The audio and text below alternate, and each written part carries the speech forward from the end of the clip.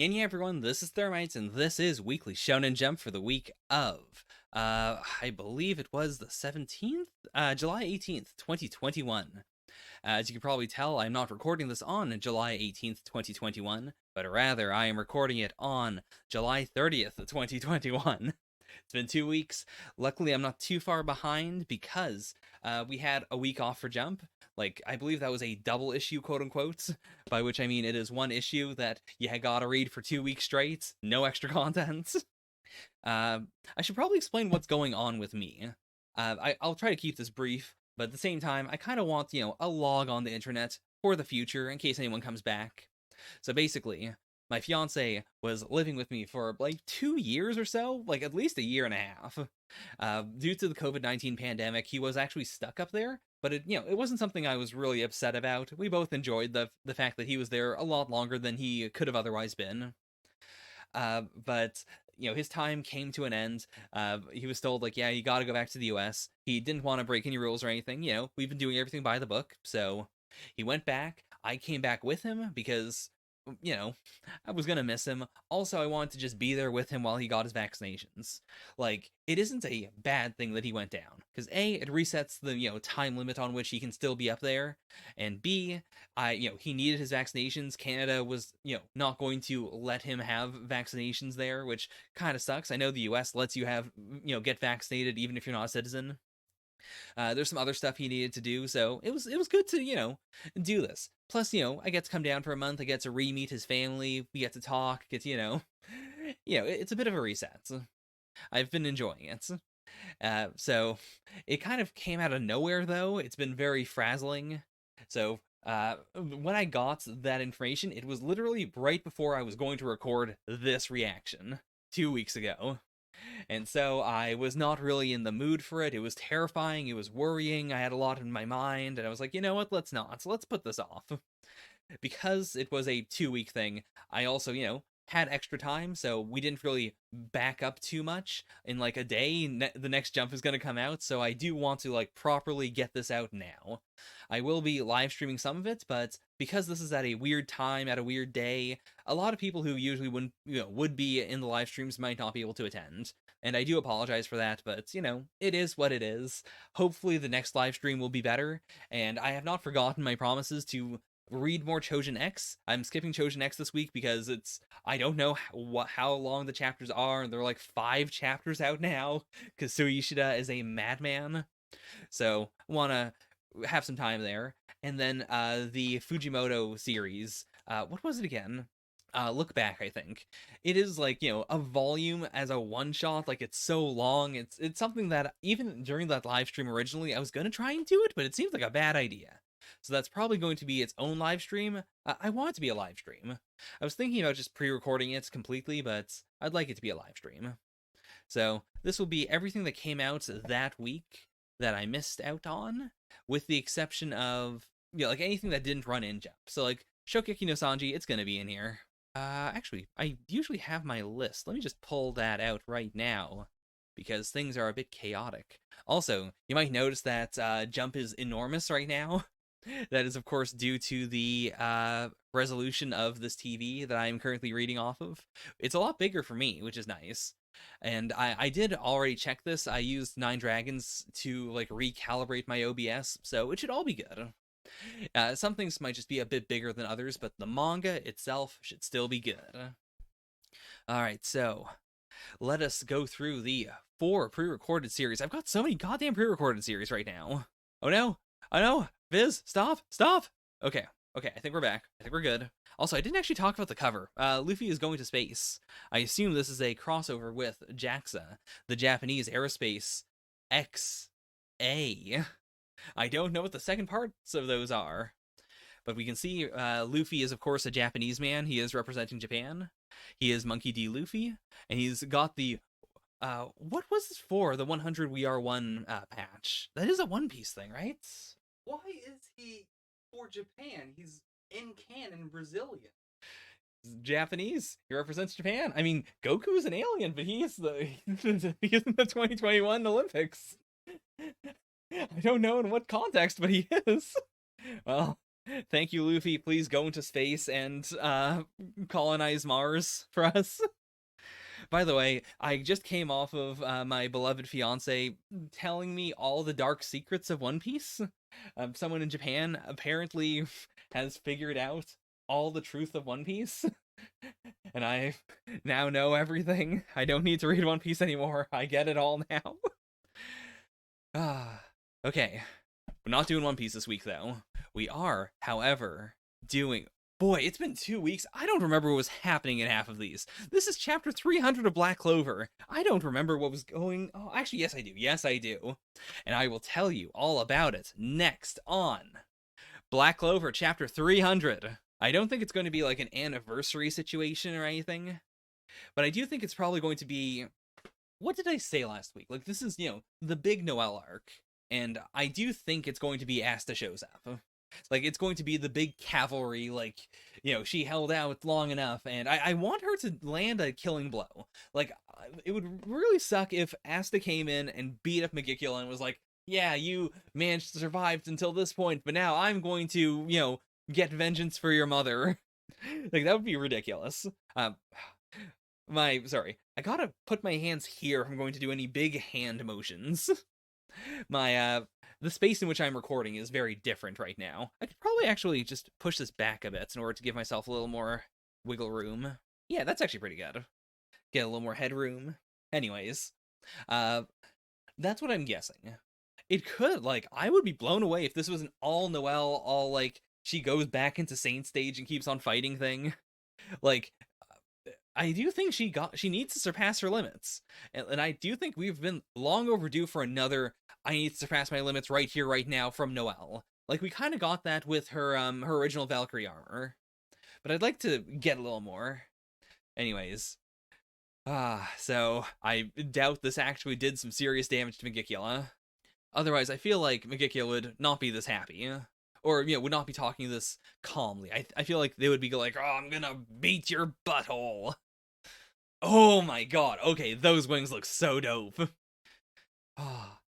I mean, I'm a big fan of just, eyes all over the place. It reminds me a lot of, a certain Fullmetal Alchemist character. Still not a big fan of Megicula's, star tubers. Whatever these are, they're like little squashes. Also, you know what? I like the wings, but I don't think they really fit Megicula that well. I think it'd honestly be a lot better if they were more, super ornate. If they had this pattern on them. It might be kind of difficult to do that on wings, but at the same time, I mean, Yuki Tabata is doing it, right here. And I think that would make a lot more sense. It's these wings are made of curses. I mean, I guess Megicula does have 3 eyes, though, so there's some eye stuff already going on. Unfortunately for you, my body is under the protection of an ultra-high-speed recovery curse. Is that what a curse is? I feel like curses should generally be negative. Even, the decay curse that Megicula was using to protect herself. It was a, I caused something negative to happen all around me. I am negatively affecting the curses, which is good for me. Whereas this is just straight up, this is a curse that makes me heal. I mean, there could be a downside to it, but still. Oof, Undyne ain't doing so well. But okay. No Saint stage. She's got a tiny little bit, though, right? But I don't remember if she used it or not last chapter. Does she still have it? Can she still do a kill? This time, it truly is over. Oh, God. I mean, this looks like the end. Oh, and the curses are finally getting to Noelle. Jeez. I really, I appreciate this panel so much. It is tenacity. Not yet.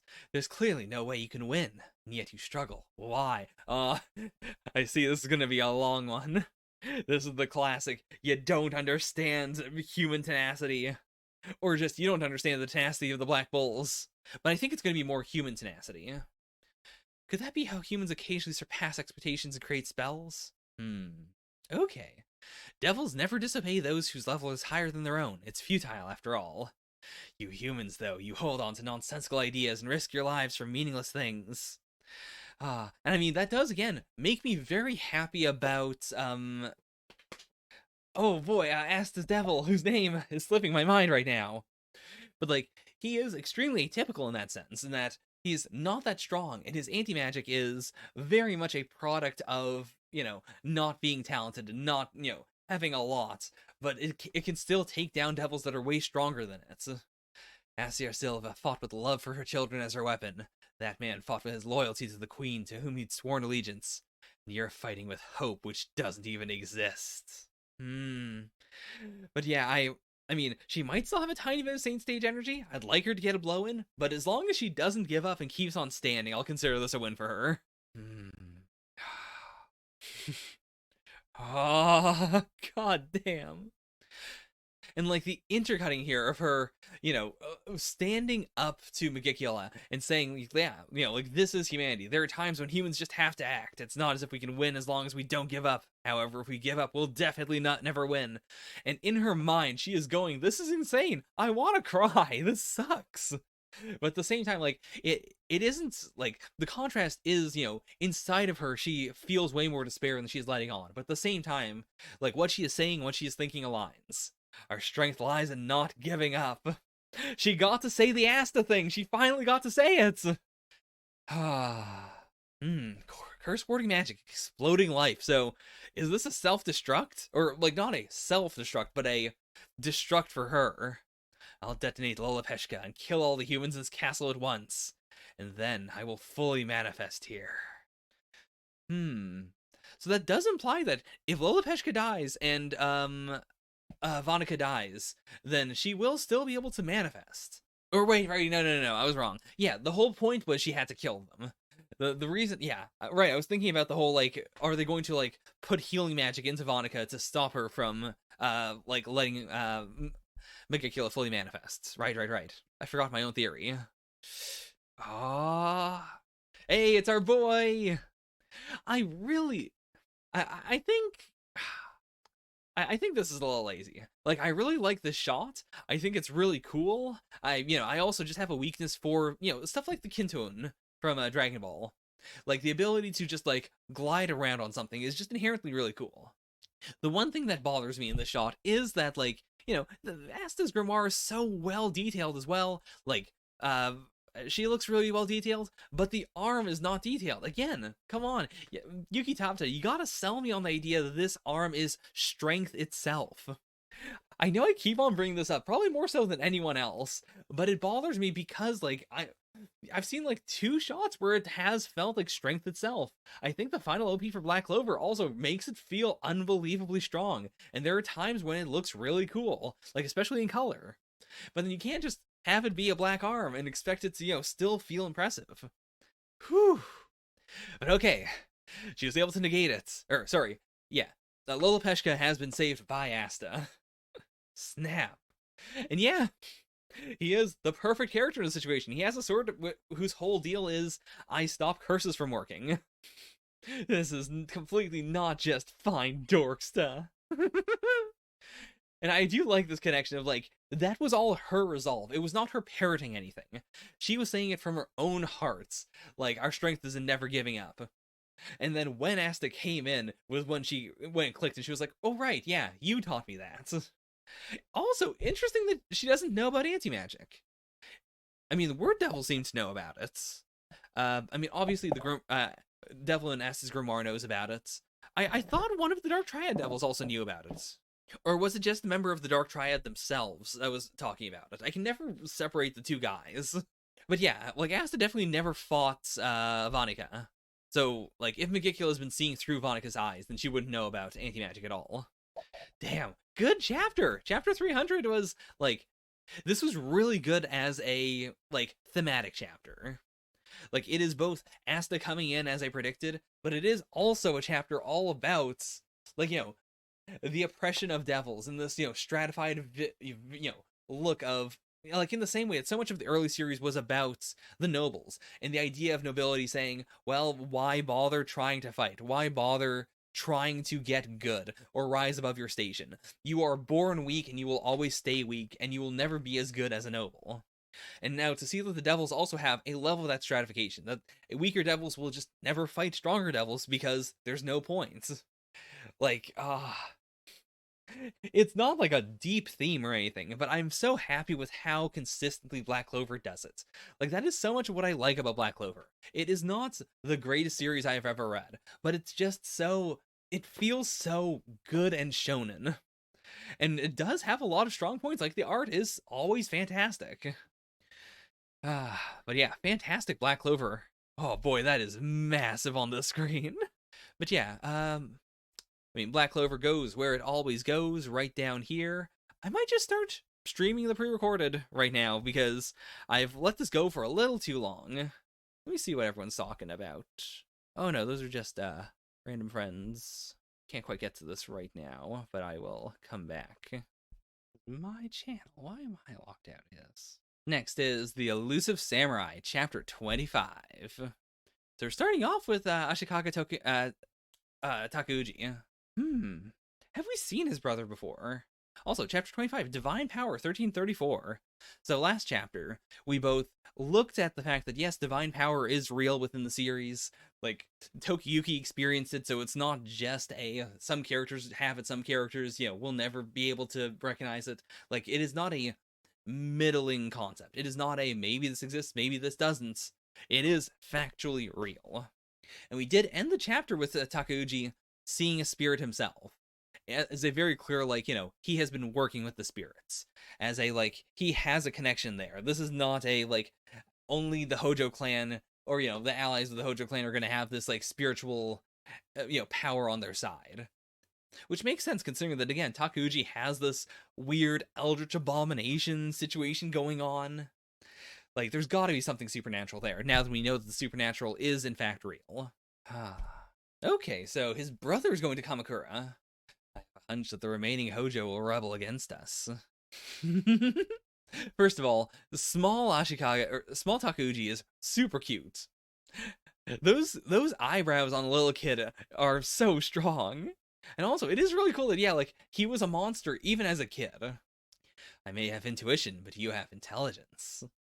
The brotherly fist bump. Okay, so Takuji had military prowess, charisma, and intuition. Tadayoshi had wisdom, reason, and a cool head. These two talented men were exact opposites, yet they were incredibly close as brothers. Right, was he drawing a Buddha that had a spirit in it before? Okay. I will give you the cedar. In exchange, may I have this exquisite illustration? So what is going on with this? Because we just had the, it wasn't Takuji himself allying with, the bandits who were very, a-religious, that were, spitting on the Buddha, or, on the name of the Buddha. But we're doing something here. Even his brother is terrified. Keep the Buddha and burn the rest. Takuji's devotees must never see it. I don't know if my brother has noticed, but those Buddhas are only something to feed upon. What? So is this a genuine, did he actually draw all of that? I guess that is the implication. I wasn't sure if that was a metaphor or not. I mean, it could just be a metaphor, but yeah, the fact that he said specifically, keep the Buddha and burn the rest. That seems like a genuine, he drew all of this without even thinking about it. And it's a very clear, if someone else were to see this, they would freak out. This would, mess up people. So what is going on with him? Is there something else in his mind? Or is this is it devilish intuition? Is it something there is a dark spirit that is leading him on, pushing him forward, and, maybe possessing him? Or maybe just, unconsciously, giving him guidance? Also, so, we're getting a time limit. In less than 18 months, these two brothers who stood on top of the world would clash with Hojo Tokiyuki. I mean, we already had the information of, Tokiyuki is going to lead an army when he is 10, which was in 18 months. But this is a straight up, that's not just going to be his first skirmish. In 18 months, or less than 18 months, they're going to fight. Is that going to be the end of the series? It could be. I mean, by the very, nature of this being a historical fiction series, I don't think it's going to be, I mean, there are some historical fiction series that are very long, but for something running in Jump as well, I feel I don't think Yusei Matsui is going to make it as long as something like Neru, or Nero. Nero is, I mixed it up with the series currently running right now. Or Nero or Assassination Classroom. I don't think Elusive Samurai is going to be 20 volumes long. I'm thinking probably closer to like 10, like, 10 to 12 or so. You know, something like Death Note, where it is not short by any means, but it has a very definite end, and it is not like something designed to go on forever. Okay, so we're not getting an explanation about Shizuku. So it's probably not just that she is, a normal shrine maiden. Oh, my divine power is rushing back, I think! Sacred power exists where human eyes cannot see. If the world becomes crowded and people come under greater surveillance, then influential exile like you would be unable to exist. Those bandits you fought are another force that can only thrive where the eyes of others do not penetrate. But now such powers dwindle. So it is the, in the modern world, so little is unseen that, creatures of mystery cannot exist, which I really like as a concept. And I really like that, it is magical, but also, like, tying it to Tokiyuki as someone who, could not exist on the run, in such a, like, heavily surveilled world. Tying it to the bandits, like tying it to a lot of stuff that has already been brought up at the series as, like, this only exists in 1333 or 1334. This era has things that will never exist again. It, again, like, it does create this, like, quasi-fantasy energy to it. The people in this day and age believe that the famed God's Crossing at Lake Suwa is caused by the god Suwa Myojin. However, as more people observe it, they'll come to see it as a natural phenomenon. In other words, as human strength grows, divine power fades. It's such a cool concept. Also, like, to know that this is real. I mean, I've got to see this in real life now. Maybe not in person, but at the very least, like, on YouTube. That looks so cool.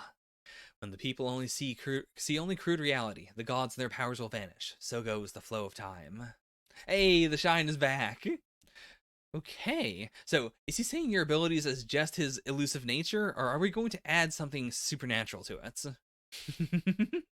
Oh, okay, this is genius. I didn't even think this would be resolved. I thought this would be a general, like, just, Tokiyuki is going to just have this as a running gag from now on.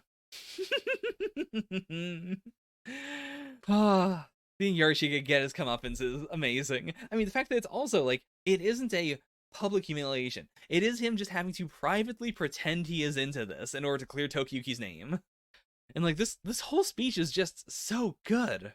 I really love the vibe of the series now. I mean, it's always been good, but the way in which Yusei Matsui is handling the supernatural here is, it's perfect. Like, I'm not super blown away, because I've seen other series do similar things. But I mean, it's always going to be good, and it's all about, the way in which you do it. And the way in which this is being done is perfect. 10 out of 10. And also, like, having this split where we see a little Tokiyuki, we see a little Ashikaga Takeuji is really nice. Like, I'm so curious about what is going on with Takeuji. He really seems like a villain where it's not like he's going to be truly unbeatable, but it's going to be a situation where, like, reading the series in the future is going to just be less satisfying because there will be spoilers out there. This feels like something that is going to be spoiled in, like, a Google search later on. So I feel very happy to be able to consume it right now, and to be able to linger in this mystery of not fully understanding what his deal is, but in doing so, like, I mean, I guess that is also, like, a part of the chapter now that I say it out loud. Like, what is going on with Ashikaga Takeuji is a mystery to itself, regardless of how it is supernatural. There is just fundamentally something there that you cannot explain. And that is, like, it's going to lose that special something if it ever does get explained, even if it is explained via spirits and whatnot. Like, having an explanation is going to make it less scary and weird. Okay, so Elusive Samurai, fantastic. I mean, do I put it above chapter 300 of Black Clover? I might. It was a good chapter, but it also was kind of rote. Like, don't get me wrong, I'm always up for my strength is never giving up. But I also, like, I think this is better because this is, something the Elusive Samurai has been doing, but it is, like, an expansion upon it. Like, what we saw in Black Clover was a different person saying the same thing. It was a bit different, but it was still very much like same stuff, different setting. I like that in its own right. And I do think I'll still rank that chapter very high, but right now, Elusive Samurai is a bit better. With that, let us move on to Sakamoto Days, chapter 32. So, are we going right into the next arc, or is this going to just be a, cooldown? Like, the way they're acting here with, everything's heavy. I feel like it could just be a let's chill out chapter. But that could also just be a transition into, oh no, I thought we were going to chill out, but actually things are a lot worse. Okay, where are we going? An electric fan, the scent of watermelon, blowing snot bubbles, a breath of relief. Sakamoto Days. Bathhouse mode. Oh, this visual is so cute. Super Sento public bath. Okay. But yeah, I mean, I doubt Sakamoto would. Like, how do I put this? A, I don't think he would put his family in danger. But B, I also think that, like, if he says he's going to relax, I don't think this is a situation where he's going to have to, like, have a weapon on him or something. Or, just, anything on him. I feel like if he fully believes this is a place to relax, then it has to be safe. But I don't know how you would ensure that. Like, maybe one of his former, like, assassin buddies runs this place. Shin. Okay. It's him, the legendary assassin Taro Sakamoto. Oh, I didn't even see Sakamoto's tired shirts. This might have been the first time where we really got to, like, see it visually. But okay. So, is this guy gonna go for it? Or is Sakamoto just going to, like, on the next page, scare him straight? Because I'm sure he can smell the sweat and the fear on him right now. This bath is outfitted with a lot of booby traps. Okay.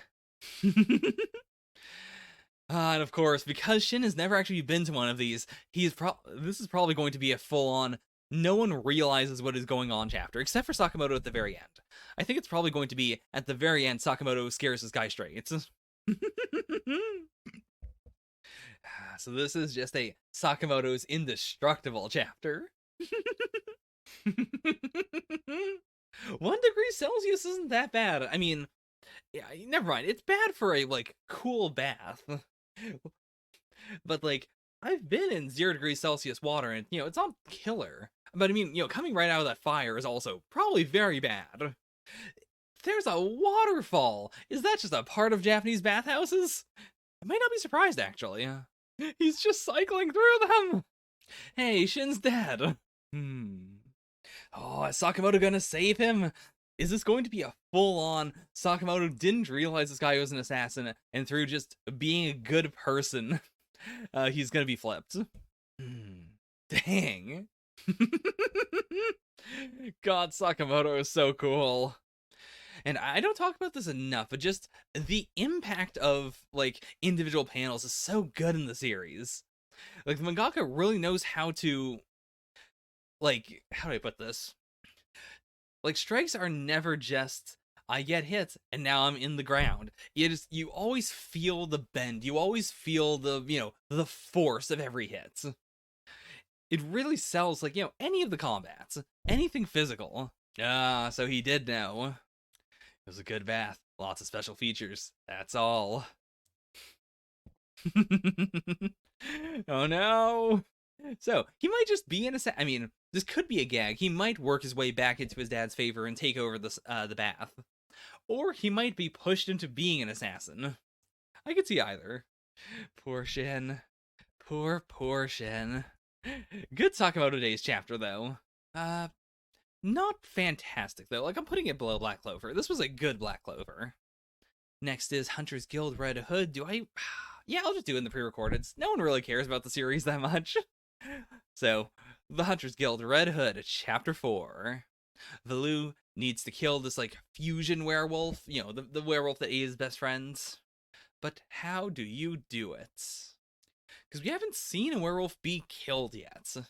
I'm guessing, like, point blank to the brain. Like, zombie rules. But even then, like, werewolves are so wacky with how they, change. They could very much have, a rule of, like, even if you destroy the brain, it's fine. They can just regrow the brain exactly the way it was before. So, his eyes and nose out of commission, but... is that his tail? No, those are his ears, I think. Also, like, this line of, a real werewolf is always the hunter is definitely lending a little more credence to my theory that Red Hood herself is probably, or, Grim, she's probably a werewolf. I feel like if she's not a werewolf, like, the Hunter's Guild is definitely going to have a werewolf in it. But I'm going to say it's probably her. If you can hear it all, he can hear the gun, right? Even the sound of a finger on a trigger. Why'd you shoot when I already told you it wouldn't work? I mean, never mind. Valoo is surprised here, so this probably isn't part of a special plan or anything. Oh, they probably were supposed to be like silver bullets that would have killed him. My wounds, they aren't regenerating. I see. You gave us exposition, so now it is my time, Grimm's time, to exposit for 2 pages. So I'm guessing silver, right? There are 2 ways to kill werewolves. One is to burn them, which prevents them from regenerating. The other is to rend their flesh with a certain special metal. Silver does have a property that slows werewolf regeneration. But okay, as far as metals go, silver is light, fair. The material we use is wolfonium. Now, what is wolfonium? So, same properties as silver, but it's harder and heavier than lead. Which also explains the giant gun, actually. Like, if it's harder and heavier, then you'd need more gunpowder to shoot it the same amount. It seems like, they would be firing it much harder in order to kill a werewolf. What does this say? Okay. Nope, not dead. Very dead. But that does mean that, like, silver is still viable. It's just, a bullet would usually not be good. Or you would have to, like, shoot them while they're still in human form. Right. Heavier slugs need more gunpowder. More gunpowder means a nastier kick. Hence Chekhov's gun. Okay, those 2 panels were really, really strong. Like, the balance of comedy and, like, how do I put this? There's not a lot of comedy in Red Hood, but the gags that they have done have been genuinely quite good. And there's been a lot of, like, this isn't a gag, but the werewolf just looks really weird, and you're probably supposed to find it funny. That I think, those all land very, very well. So I'm also guessing this is probably not part of the plan. But, like, Valoo does have more wolfonium bullets, so how is he gonna pull this one off? Where is the kid, then? And I love this angle. It's a very clear, like, there's no way that this rifle should be coming out at this angle. Like, the length of the case itself seems like it could be long enough to properly store a rifle, but it's gotta be magic. So she wasn't supposed to shoot, so they do have a plan, but what is it? Those clams. If they're called gas shells, that means they're mist flammable, right? I mean, I also do love the idea of Valoo being, like, again, like, if the series is going to, like, focus on, like, the gadgets and stuff, then I really love that we're immediately starting this off with Valoo being very clever and being able to, like, repurpose existing gadgets.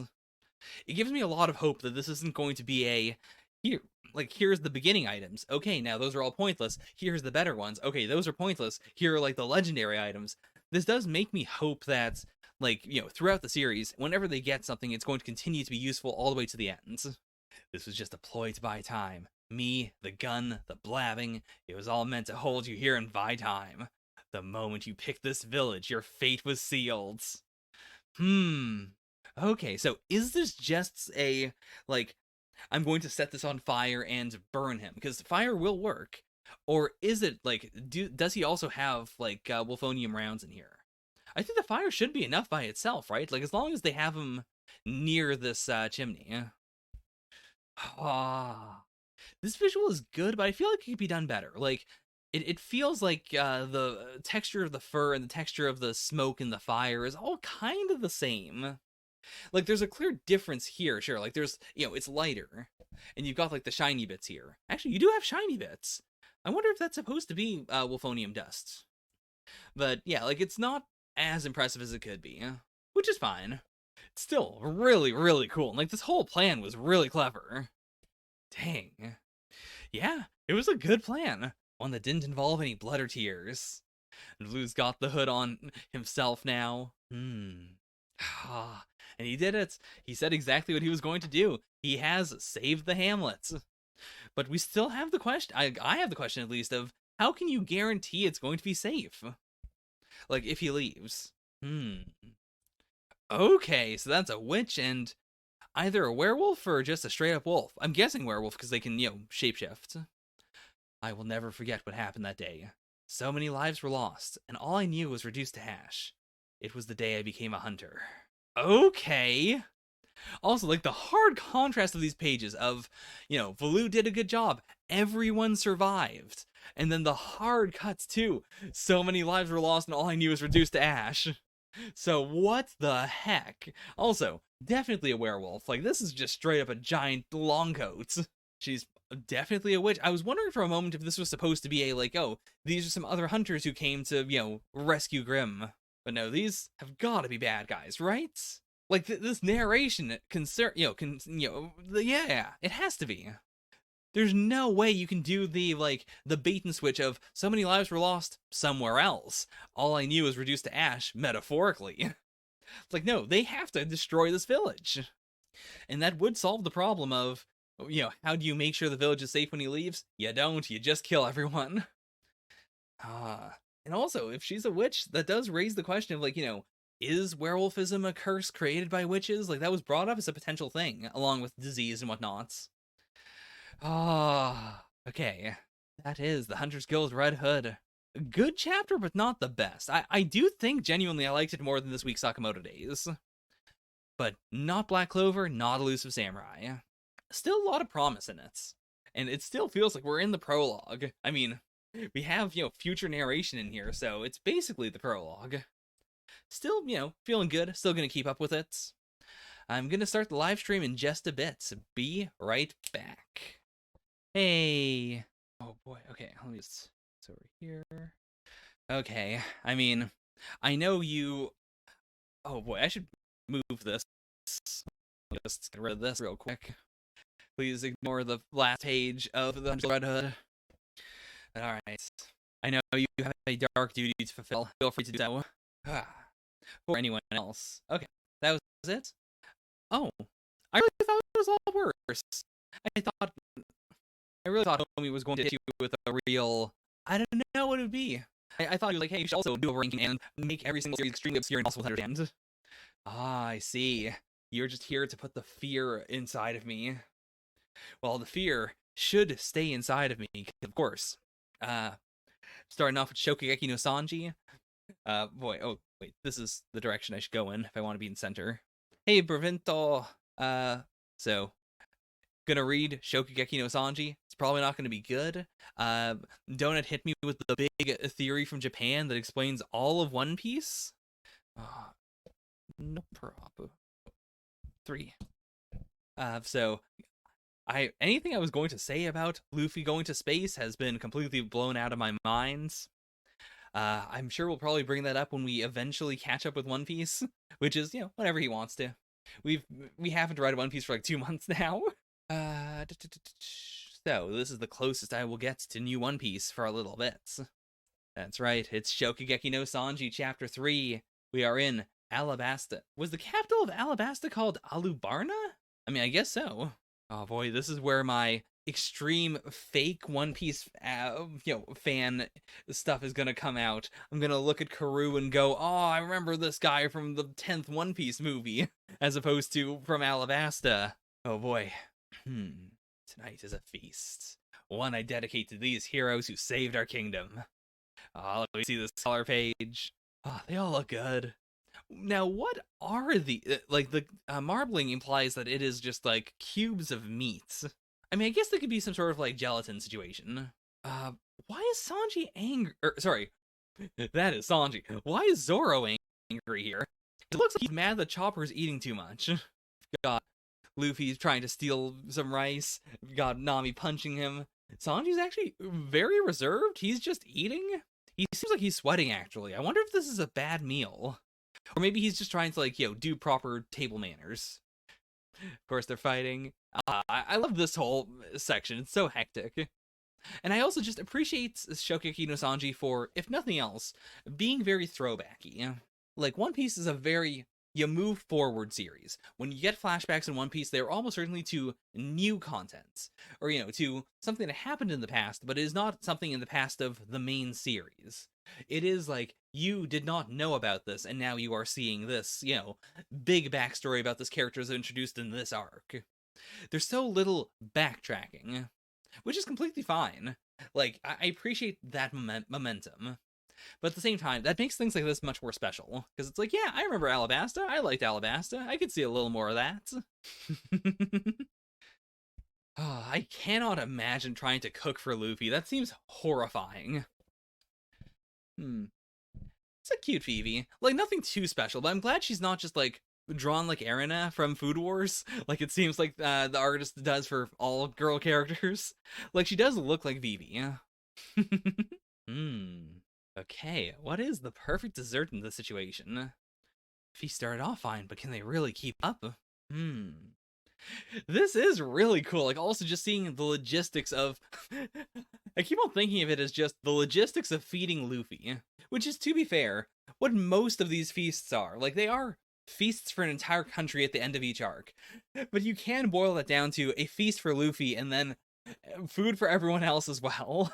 Yeah, I hope we can see her. Yeah, can't exactly barge in and say, let me borrow the kitchen. Oh, is this her? They got word from the carriage bringing the reserve staff, and they said it'll take at least another hour for them to arrive. Ooh. And that makes a lot of sense. Like, you know, they weren't just sitting around, they were helping with the reconstruction efforts. And I could see the kitchen pushing back on Sanji helping out here because, you know, he is one of their guests. He's one of the people who saved Alabasta. Like, he shouldn't have to cook here. And then him pushing back with a, well, I want to make this dessert anyways, so I would rather step in and help you all. Report, Luffy's appetite shows no signs of slowing down. In fact, it's only getting bigger. The fact that we have not seen Luffy's eyes is also so good. Like, he feels like a villain. He feels like the final boss. I mean, again, for the kitchen of any of these, countries, he is the final boss. Those pirates. No, those heroes. They risk their lives to save our kingdom. Letting them eat their fill as they please is the least we can do to repay them. Oh, and she's so sweaty, but she's got that smile on her face. Like, I believe it. I believe she'll be able to pull it off. Okay, that's a good way of putting it. Like, he is phrasing it as, you know, can you please, you know, do me a favor, as opposed to I'm coming in to help you out. You know, it would feel weird in any other series for every country. Like, every time we've done Shokugeki no Sanji, there's been, like, you know, French terminology involved. But to be fair, that is the world of One Piece. Like, languages that are not English do exist in the world of One Piece, but they are, like, it doesn't seem like there are any countries that exclusively speak another language. Like, even Wano, which is cut off from the rest of the world, which is essentially just Japan, they don't speak Japanese there, or they don't speak another language there. So I guess I could just buy it as, like, in the Void Century, there was a Void France, which, you know, was instrumental to cooking, and now most, like, cooking stuff in, you know, across the entire world still uses French terminology. He's got so much talent. There's a sense that under it all, he just wants to do things for others, that he finds joy simply in the act of cooking. His presence alone was enough to haul his kitchen back from the brink of panic. Okay, it's probably been an hour, so got the reinforcements. Oh, and he probably made the dessert just on the side without anyone noticing. Oh no, is Luffy just going to inhale it? Oh, he did it! He's finally full! Hey Chopper, the thingy you showed me, do the thingy! Also, I don't like modern Sanji. I mean, I didn't like Sanji, you know, like, even, how do I put this? Sanji's horniness has been very hit or miss for me throughout the series, but ever since the time skip, I feel like it's gotten worse in a way I don't really like. Like, not just his horniness, but also the fact that he kind of just sucks a lot of the time. He's kind of just, you know, sidelined and not that interesting. And I think, like, the fact that Shokugeki no Sanji lets him be genuinely really suave is also very appealing. It would add a completely different level to this if it's like, oh yeah, remember when Chef Hitler showed up to help? Well, you know, Chef Hitler's son showed up to help. And so a gift from a prince to a very special princess. What is this gonna be?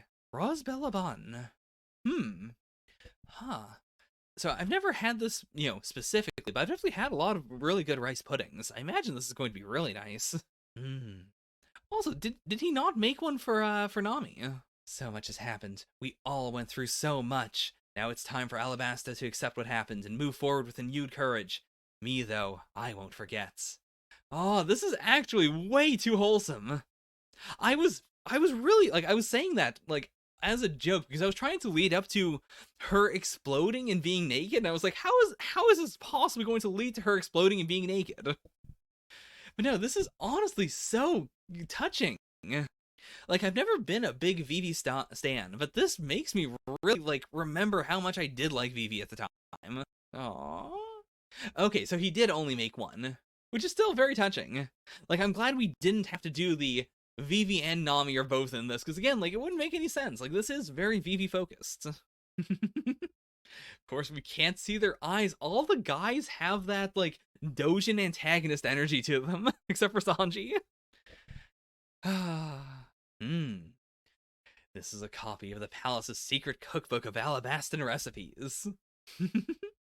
That's really cool. You know what? Good chapter.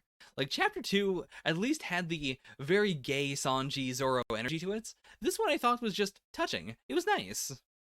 It wasn't the best, but it was still really good. I'm happy that this is continuing to be a thing. I don't really have much else to say about it, though. It was nice. I'm happy I read it. In terms of the ranking, where would this go? I guess since this is the start of the live stream, I should also point out that the current ranking is Elusive Samurai, Black Clover, the Hunters Guild Red Hood, and Sakamoto Days at the bottom. Not that it was a bad Sakamoto Days, just that I thought Black Clover and Elusive Samurai were very good. So, with that spirit, I think I'll put it right in the middle. Like, it was a good Sanji. Shokugeki no Sanji reminds me of why I should like Sanji. And then I read One Piece normally and I go, oh right, he hasn't been this good in a while. But I am genuinely very excited to see, like, if this continues to go forward. I feel like we're at least going to get a volume of Shokugeki no Sanji, right? Like, just over the course of a while. One Piece may or may not come up in the near future. Right now, with our current recording setup, like, we thought we'd be able to use Donut's old computer in order to record like video content, but it is dead. Yeah, I'm still giving it a peek. It's not like the motherboard is fried, but it seems like I don't know what's going on. Like, the graphics card, it seems like it's working, but it can't output. And then the other HDMI, like the one attached to the motherboard, won't output either. So it's kind of not usable. And my laptop is okay for like manga reactions, like stuff like this, where there's no post editing. Sorry, why am I burping so much? Stuff like this where it's all like baked together. So we could do some One Piece, and I do want to do One Piece. So it really comes down to if he's feeling up for it, we might catch up. Like, also, we've got a while down here, so we might do a, like, you know, every like, we might read it like chapter by chapter, so we also have time to like breathe about it, talk about it, you know, as opposed to like doing a big binge. I'm quite excited. Like, I want to get back into One Piece, especially since, again, Donut watched this one video and told me about it that seems to explain everything about the Void Century already. That has given me a big, like, I'm not sure if I wanted to know this, but at the same time, like, this feels like a fandom-changing theory. And so I'm glad to at least know it now so I don't have to, like, dance around people talking about it. But yeah, this fan theory is too good. If you're not, you know, if you're not worried about dancing around that sort of thing, I would say you probably should. I don't know how I feel about knowing some of this forbidden knowledge, but it feels too. It feels like it clicks too much, and it involves too much of, you know, the pre-time skip stuff that I felt was kind of just like dangling for it to not be legit. Like, it is very much a theory, but it feels very much possible for me. Okay, that's enough.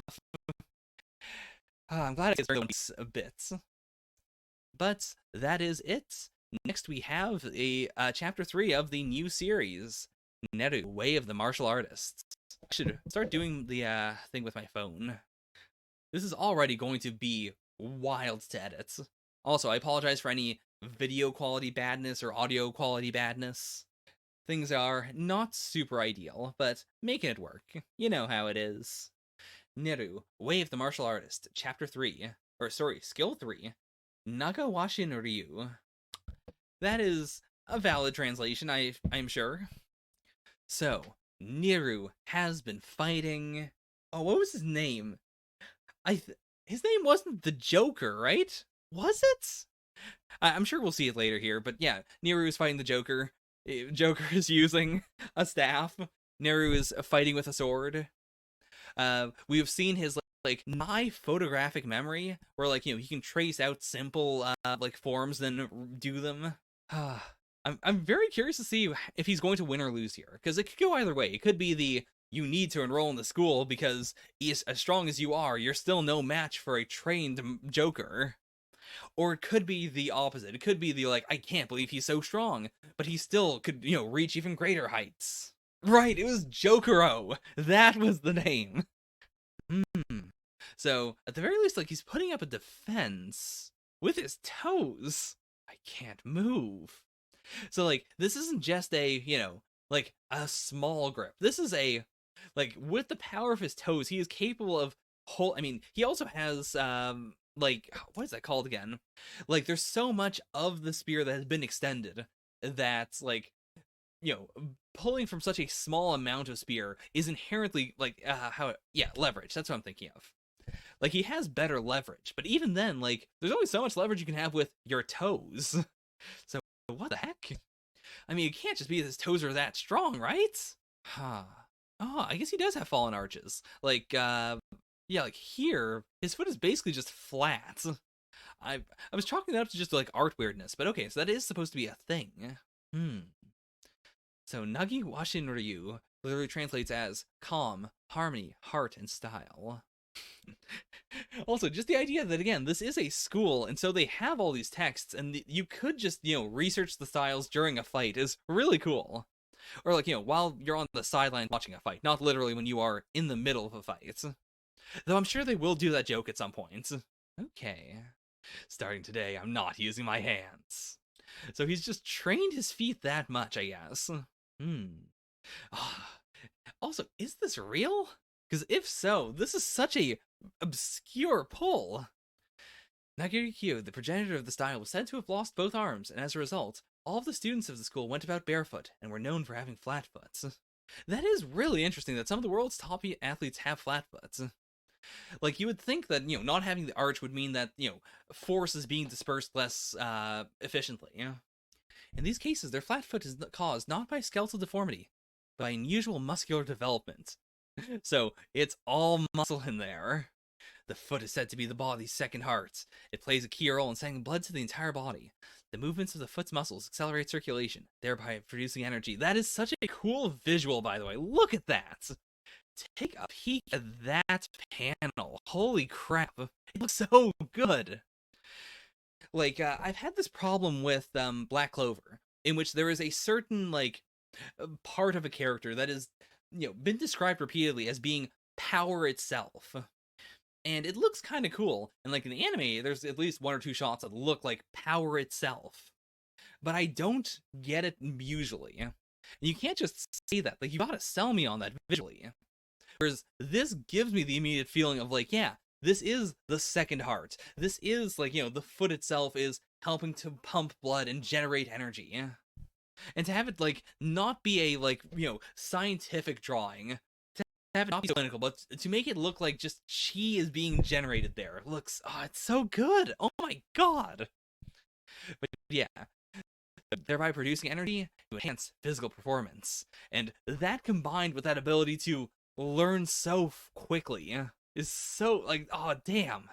Also, like, just that feels very Hamon-esque in that, like, breathing in order to create energy, or using your feet in order to both, have strong feet and to generate more energy. Like, it's something that you can then extend into anything else, as opposed to it being I'm really good at this one sword thing, and now I will show you how this one sword thing helps me ride a horse. Like, this feels so fundamental. I could see, how the mangaka could then invent new ways to perform other styles, using this as a base to, like, improve it. Is he gonna win this one? What the fuck? I mean, he's not gonna kill him. That'd be very Joker of him, but no, there's no way. But what is this? What is happening? Like, I'm guessing this is a metaphor for, seeing your own death, but what is the rest of this? Also, the transition from these three panels of, I guess this is supposed to be, like, he is narrowly dodging these, like, Naginata strikes. but then there are too many for him to dodge, and he is stunned, and then he falls over. What is this? Just my clothes are shredded. Which, I mean, again, extremely skillful to not actually cause any wounds, because this was a metal match. Like, they were using real weapons. But to be able to move so fast and so precisely to only cut up the clothing is ridiculous. So, damn. Neru is way out of his league. This was such a cool way of making them both feel so damn powerful. Okay, so they've got the special family line. Currently, Jokero's skill ranking is first for Sojutsu and third for Bojutsu. Or second, rather. Damn! Skills to wound and skills to kill. It sounds violent, but all the techniques that remain to this day are skills that were crafted for survival. He's horny for a rematch! I can see it in his heart! He's so excited! I want to go here. Okay, so it isn't a rematch thing. It is a just like, I want to be here. I respect it. Okay, he does want a rematch, but that is like, very tertiary. Right now is good too. Okay, never mind. If you get the top score in the entrance exam, I'll think about it. And okay, so it is physical skill and academics, but, I mean, this is a martial arts school, so what exactly are the academics going to be? I mean, it could just be normal-ass algebra and, Japanese study and whatnot. But I'm curious to see what, like, is it going to be different than the other public schools? Next year is going to be fun. So yeah, so is he not going to transfer in? I mean, I guess he won't, because yeah, he would need to take the entrance exam. So that actually does give us some time where he won't be going to school, but he could be just at normal school training. Or not just training, but also, like, depending on how his academics are doing, he might have to, like, seriously put in some efforts to, like, get good. Which I do really like the idea of. Like, I'm not a big fan of football, but one thing I do enjoy in football series or series involving football players is the, like, very American, in order to being on the football team, you gotta get good at math. Otherwise, I won't let you stay on the team. And so, someone who is very not good at academics has to get really good at academics. I could see this being a very, like, he learns to study through, like, getting better at arts.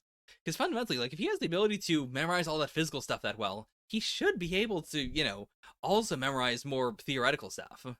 The difference would just be, like, figuring out the way in which he is good at learning. God, what a good series! I'm so excited for it! I gotta stop moving my head. I'm sure the audio sounds like butt when I do that. But holy crap, I am so excited to read more Neru. That is an easy top 3 right now. Let me just slap that. Do I put it above Black Clover? I mean, this was a really good Black Clover, though. This is it's a situation where I really I want to put it high, but I gotta put it right here. Still, definitely still a watch. Still a I'll still put it in the live stream for a while. We'll see how everyone feels about it going forward, because Red Hood is still very middling, and we're at chapter 4 of that. Like, I forgot how hot a series could be, coming right off of it. I haven't felt this good about a series since, like, what was the last time? I mean, probably me and Roboco, to be honest. Like, that was the last time where a series really took me off guard, and I was like, I can't believe I find this so funny. Whereas this is more of a, like, I can't believe I find this so hot-blooded. Like, even Nine Dragons did not hook me as well as this is hooking me. God damn. Okay, so, that is, Neru. Yeah. I'm sorry if I'm, like, blasting through these, but holy crap. Jump has been really, really good. I forgot how good Jump is.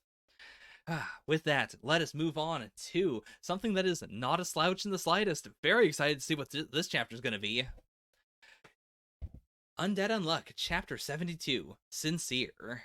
Last time, Fuko was inside of a giant whale.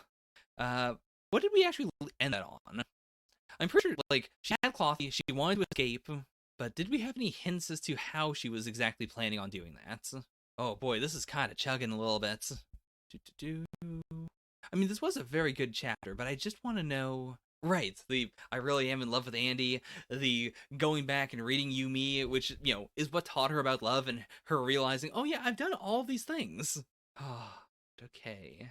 Right, communication. So not necessarily I need to get out right now, but at the very least, I'm going to tell you about Spring. Right. Because yeah, she doesn't need to get out. Her whole deal was figuring out how to, how to grow and beat Spring herself. So it would make sense as a just like, I'm going to follow what Under is doing. We're going to I'm going to follow the plan. We're going to the Spring base. We're going to fight Spring. And I just need to make sure that, sometime during the fight, Andy gets there and then he can break me out. Right. That is what we were doing. Oh, boy. To be fair, I'm worried this is my computer. It might just be the internet that's also chugging. I'm kind of blessed at my house to only have my parents who do some light, like, Facebook style browsing, and our TV is we use internet TV, so that also goes through the internet. But for the most part, most of the, pipeline that is the internet is for myself and Donuts. So usually it's pretty snappy. Whereas here I actually have to share and be an adult. What is Andy doing here, actually? What are these? I'm pretty sure he's waiting so that he can pick up whenever Fuko calls. Meanwhile, Fuko turning into a rider? What is this? Okay, it's like a brainwave sensor. But yeah, like, he doesn't need to break out. In fact, like, I imagine that if Fuko wants to send a message, it's probably going to be easier because they probably don't expect her to be just trying to send a message. Does Kane poop? Could she just do the classic message in a bottle? Or, like, take Clothy, put him in a bottle, figure out when they're going to be attacking Spring, tell Clothy that, put him in the bottle, put him in the poop, have him be pooped out. Okay. We're gonna break free of Kane's insides and get word to Andy of the Spring Raid dates. Okay, so he's asleep now. The other two hurdles are... probably Rip and Lotla. We've already focused on him. Gamu, you raise a good point. So, you get the poop. It is out in the ocean. Clothy's in the bottle. I guess you don't need to have a bottle, actually. Like, he'd be pissed off about it. But you could just have it be Clothy, and then Clothy is there. Yeah, I feel like I'm missing something here. How would you? If Clothy can use the emblems, then wait, no, she doesn't have an emblem on her. Otherwise, that'd be a very easy, just, step outside for 5 minutes. Or, not that would be easy, but still. And she's not like a tech person, so I doubt she could, like, replicate the frequency on which the emblems work. Though the emblems are a piece of clothing, right? So could Clothy not just turn himself into an emblem? When has that stopped Andy from going out? Maybe in the same way that Fuko's, grown and changed a lot, maybe Andy has a tiny bit of concern now for being naked. But I doubt it. My current guess is she will find a way to step out for a second. She will get out, Clothy will turn into an emblem, which he is capable of doing, and then Fuko will just send the message of, meet me there. And then, like, she'll just let Under take her in. Because, like, what could they do to punish her? Besides maybe destroying Clothy. Like, that would suck. And I don't think she would let that happen. I feel like she would just send the message and then toss Clothy, like, off. Just off. Just toss him into the ocean. Hopefully he'll, like, be free. So, Kane surfaces for air once per day around noon. There's a hole, probably the blowhole. Once we're out, turn into an emblem. Yeah, okay, cool. I actually nailed it. So, I could use Unluck to push my way through. But yeah, that's pretty tricky, because what happens when you meet Undecrease and you're like, oh boy, how the heck am I gonna love you? God, Fugo is so cute. Like, just that idea of, if I know them, I'm gonna be able to use Unluck. They won't kill me here, so you could say Unluck is undead. Fugo, that doesn't make any sense. That doesn't mean anything. Fugo, what are you talking about? Actually, like, I don't think this is going to show up here at all, but you could definitely try and cheese her abilities by, getting some sort of artifact or Uma that creates illusions, and then, like, with her consent, just making everyone be Andy. So that way she could give them as much Unluck as she could give Andy. And yeah, you're right, it makes sense. Like, the way she phrased it bothered me, but I do get the sentiments. It does make enough sense. But okay. The other question is actually, I can reach it from the roof, but if that's a blowhole, like, hey, that's probably an organ. Like, she's probably going to, make him sneeze or something. Secondarily, like, even if no one there is going to kill her, like, just, it's possible she's gonna get shot into the ocean. Okay, so, how is this gonna go? Okay, Fuko's making a run for it. Little poke. Lot. Honestly, they should all be wearing more coverage. Like, for someone who can only affect you when they touch you physically, they should be like wearing masks and stuff. Like, I feel like, Billy's the kind of person who would also take precautions like that. Like, at the very least, don't have your belly out when the whole thing is, if she touches you once, you're done. And yeah, I mean, that is both, like, it looks good, and also it is a very clear, like, she likes Lotla enough that, I mean, she can create so much unluck now, and also she likes Lotla, so if she touched her too much, she could die. Like, the little boop is all you need in order to put her in peril. And right, yeah, Rip it wouldn't, like, leave her behind. Yeah, we have no idea who this is. Now, if you squint really hard, can you just pretend she's Gina?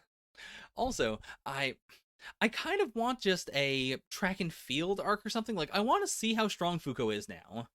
Like, she's not superhuman or anything, but, like, she's fit. And I kind of want to see how fit she's gotten. Like, this is a cool, showing of her strength, but it's not that crazy. Alright, here's the big test.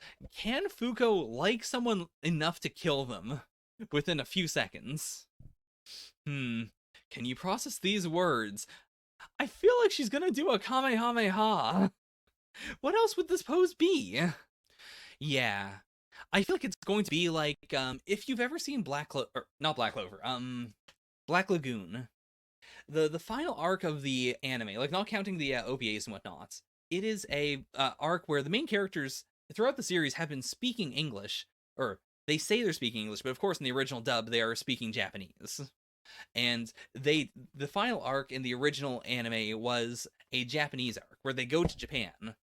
And it feels really weird because that's when they first start really talking about, I know Japanese, I don't know Japanese, you have to be the translator. I'm speaking Japanese out loud here, but I'm not actually speaking Japanese. But now when I talk to this Japanese person, I'm speaking Japanese. Like, it's really weird and muddy. I feel like Undead Unluck is going to be fine because they don't need to be speaking English. Like, it is just going to be one language.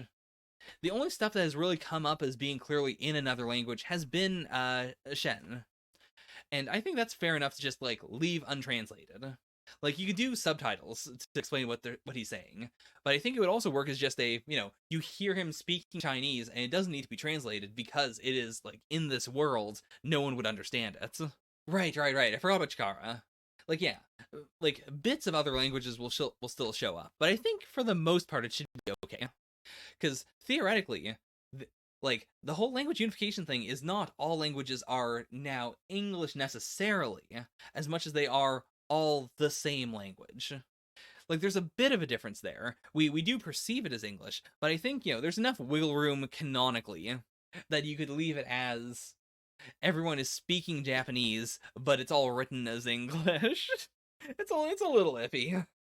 I will also say, just as I'm on this note, that I really liked the dub of the last arc in Black Lagoon for that reason, because in the dub, they've been speaking English that whole time. And then when they go to Japan, the characters who are speaking Japanese do just speak Japanese. And it, is 10 times easier to understand. Okay, so, I swear to God, if she says Kamehameha, also, like, she has a sort of, like, fluffy pattern here, which brings to mind the Kintoon, but which is a thing that exists here, but is not something she could possibly have right now. True love is sincere. Infatuation is mere veneer. Unchaste. Oh no, unchaste! What the heck is gonna happen in this chapter? I mean, actually, this is very good for Fuko, because she's gonna fall in love and get real horny, and then touch her and probably kill her. Unchaste would probably be my negator ability, not gonna lie. If there's an unchaste, that means there's a chastity, Uma, right? Like, one of the rules that God has put upon this world is chastity. And there's gotta, I mean, maybe not eventually, but there may be a fight in the future in which Andy gets a chastity device put on his body. Which I think could also work as a, like, Uncensor has shown up and is using his powers to negate the censor bar, but luckily, Chastity has shown up. The Chastity Uma has now put a chastity device on the wiener, and therefore we still can't see it. But okay, I get I mean, the only downside of this would be, like, I'm sure Fuko is going to be upset about being unfaithful to Andy, but I'm okay with getting the, the big 18 plus color page of Chainsaw Man again. There's a way to avoid it, but I doubt you could do it. You're a poor soul who met up with Undead out of convenience and fell in love with the mere idea of romance, so of course you couldn't unluck. Oh my god. So this is obviously going to be there's a way to avoid it, but I doubt you could do it. The answer would be if you loved someone. Because yeah, like, true love is sincere, infatuation is mere veneer. I mean, first of all, god, I love that phrasing, it's so good. But I think this has to be if you don't really love anyone, then I can use my power to make you love me, or to make you, infatuated with me. But if you truly love someone else, then it won't work. Like, if you have sincere love, then my abilities can't break true love. I'm surprised she didn't just keep on being the world's #1 idol with that ability. I can make fans even without this power. I mean, I guess that's fair, if it's, a blow to her ego. Thank goodness, I know what it's like to yearn for something you really love. Also, tiny little poke. Oh, and that is the double of... Like, it is because she said that Fuko was able to like her enough. Because she's like, yeah, I get what you're coming from. Aw, yeah. If we did get the big lesbian sex moment, I feel like she would have just exploded. Or alternatively, it would have been a big, like, Fuko can't stop touching her, and now they both know if Fuko lets go of her, she's gonna explode with the force of an atom bomb and kill everyone. Yeah, this was a real bad one. Like, there's definitely an alternate timeline where that happens. Could-a-do, why didn't you use Unchaste? And of course, yet another, like, are they even hints anymore? Just another confirmation that Latla and Rip are in love. I mean, this is Jump, and to be fair, as much as I love Undead Unluck, like, the mangaka does not have the absolute wild power that Fujimoto has. I feel like that could have actually been canceled, that could have canceled the series. Sadly. Okay, activates ability by striking a specific pose or gesture. Makes whoever she looks at her captive, but also makes them bum rush her. So, also makes them bum rush her! So this was 100%, like, I was thinking of that as just a general, like, you fall in love, you get infatuated, you want to hug someone. But this is a literal, no, Fuko would have uncontrollably tackled her, thus touching her, thus starting to charge up Unluck. What the heck? Also, I'll turn into something long. What kind of long outfit thing would that have been? I mean, maybe like a cane, actually? Yeah, being a molester bait also actually does completely explain to me why she doesn't like, why she, decided to not be an idol anymore. Because she would just have to have constant security beating back her fans. And that actually does make a lot of sense as, God liking to do awful things to people.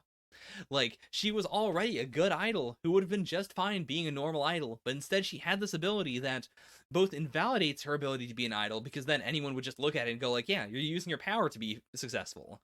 And also, it gives her all that unwanted attention. Yeah, and I would guess that it would still count Noho, just because, like, I mean, it depends. It depends on how you perceive it. So I could see Fuko actually having enough resolve to say, even if I feel infatuated here, it's not love. I wouldn't really care if this person got hurt, but no, I mean, it's Fuko. She would still care no matter what. Okay, so there are two ways. So the first is by not yet knowing romance. The second is by having someone who, I believe, you are truly in love with, right?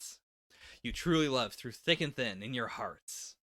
Also, Tosca, you cheated. I'm not seeing the big googly eyes here.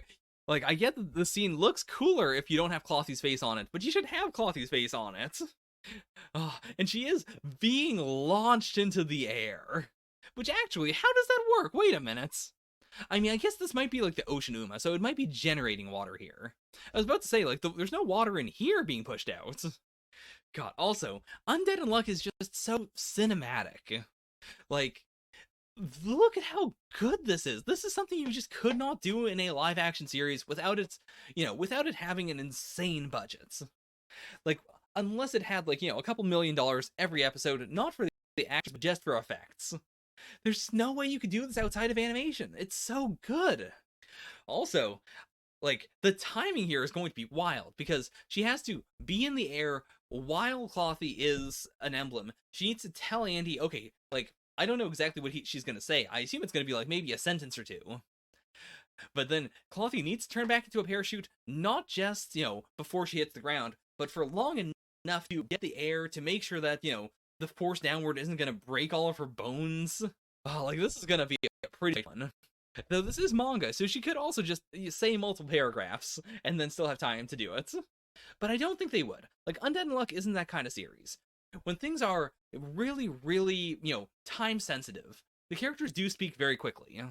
Like, we don't do the JoJo's, I am falling off this cliff and I am falling 3 meters. I mean, you can count exactly how far down the cliff I'm going to be, but I'm going to talk for 3 minutes straight. Like, there's some, stretching of time, but I feel like the stretching of time in Undead Unluck usually does not happen during big action scenes where time is of utmost importance. Right. Yeah, I mean, if you're willing to, apologize for spoiling Victor talking in space, then, yeah, I do think Tosca would, I don't think this is going to be a problem. I feel like it's going to be short enough that it makes sense. Okay, so that is Undead Unluck. Let me just tilt this a little bit so I can see it at this angle a bit better. I feel like I'm moving myself too much in one direction. There we go. That's a bit better. Yeah, I'm guessing Clothy turns into a parachute, because I don't think she's gonna leave. You could also do the, Clothy could just turn into a jetpack. A jetpack is a piece of clothing, right? But I think she will come back down and apologize and just say, like, yeah, I betrayed you, but there's nothing you can really do. I mean, I'm sure there's things they could do, but I don't think they'd be that cruel as well. Like, they've been pretty chill, all things considered. But yeah, I'm guessing Clothy turns into a parachute, manages to break her fall, she falls back in, and then she gets, put in solitary confinement or something as punishments. I mean, alternatively, she could leave, but I feel like because she said she wouldn't, I don't think she will. Like, Fuko has that feeling to her. And that would also be a good moment for Billy to say, like, that's ridiculous. I can't believe you didn't leave. That would, this just proves that you are truly foolish, or something like that. I also just appreciate that, for how much of the series is about love and kindness and, affection, that it also manages to practice what it preaches. It manages to sell it. There's no point where I'm like, oh, this is the energy of friendship, but I don't buy that these characters are friends. Like, this arc has been so much about the connection between Andy and Fuko, and the fact that they are infatuated with one another, that they are truly in love. And this is selling it to me. By the time Undead Unluck is over, they might be my favorite couple in modern Jump. Or maybe my favorite couple in Jump overall. There have not been a ton of couples in Jump that I have truly liked. Like, there are couples that I like well enough, but there's a difference between, liking a pairing in Naruto, for instance, and then liking a pairing in a series that is much more, that has way more emotional stakes to the relationships. Something that is that has way more hearts to it. Yeah. Like, most couples in Jump are more like ship bait, or they're just, they get together in the epilogue, and it's not about their relationship. Whereas Undead Unluck has been all about the Andy-Fuko relationship. Which is also why I was so, worried at the start of the series. Because it seemed like Andy was just gonna molest Fuko the whole series, and that's something a Jump series would do.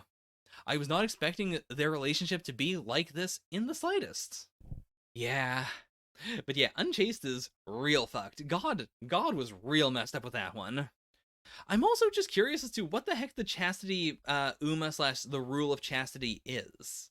Because, that is, I guess it just has to be there are bad ways to have sex, maybe? I guess that might be what it is. Because it's all like Uma rape or something. I think, yeah, it just has to be the antithesis of sex drive / passion. Like, the world prior to this rule was a free love world. And then chastity was added as, this barrier between people that makes it, weird. Or that, creates all these, things that make it less okay to express yourself in a healthy sexual manner. That's what I'm thinking. Anyways, that is Undead Unluck. Oh, it's a good chapter. That might be at the top. I really liked Elusive Samurai this week, but I gotta give it to Undead Unluck. It was just so... I appreciate a series that has a, a pretty simple ethos, but goes really hard with it. And this was nothing if not going hard on the ethos.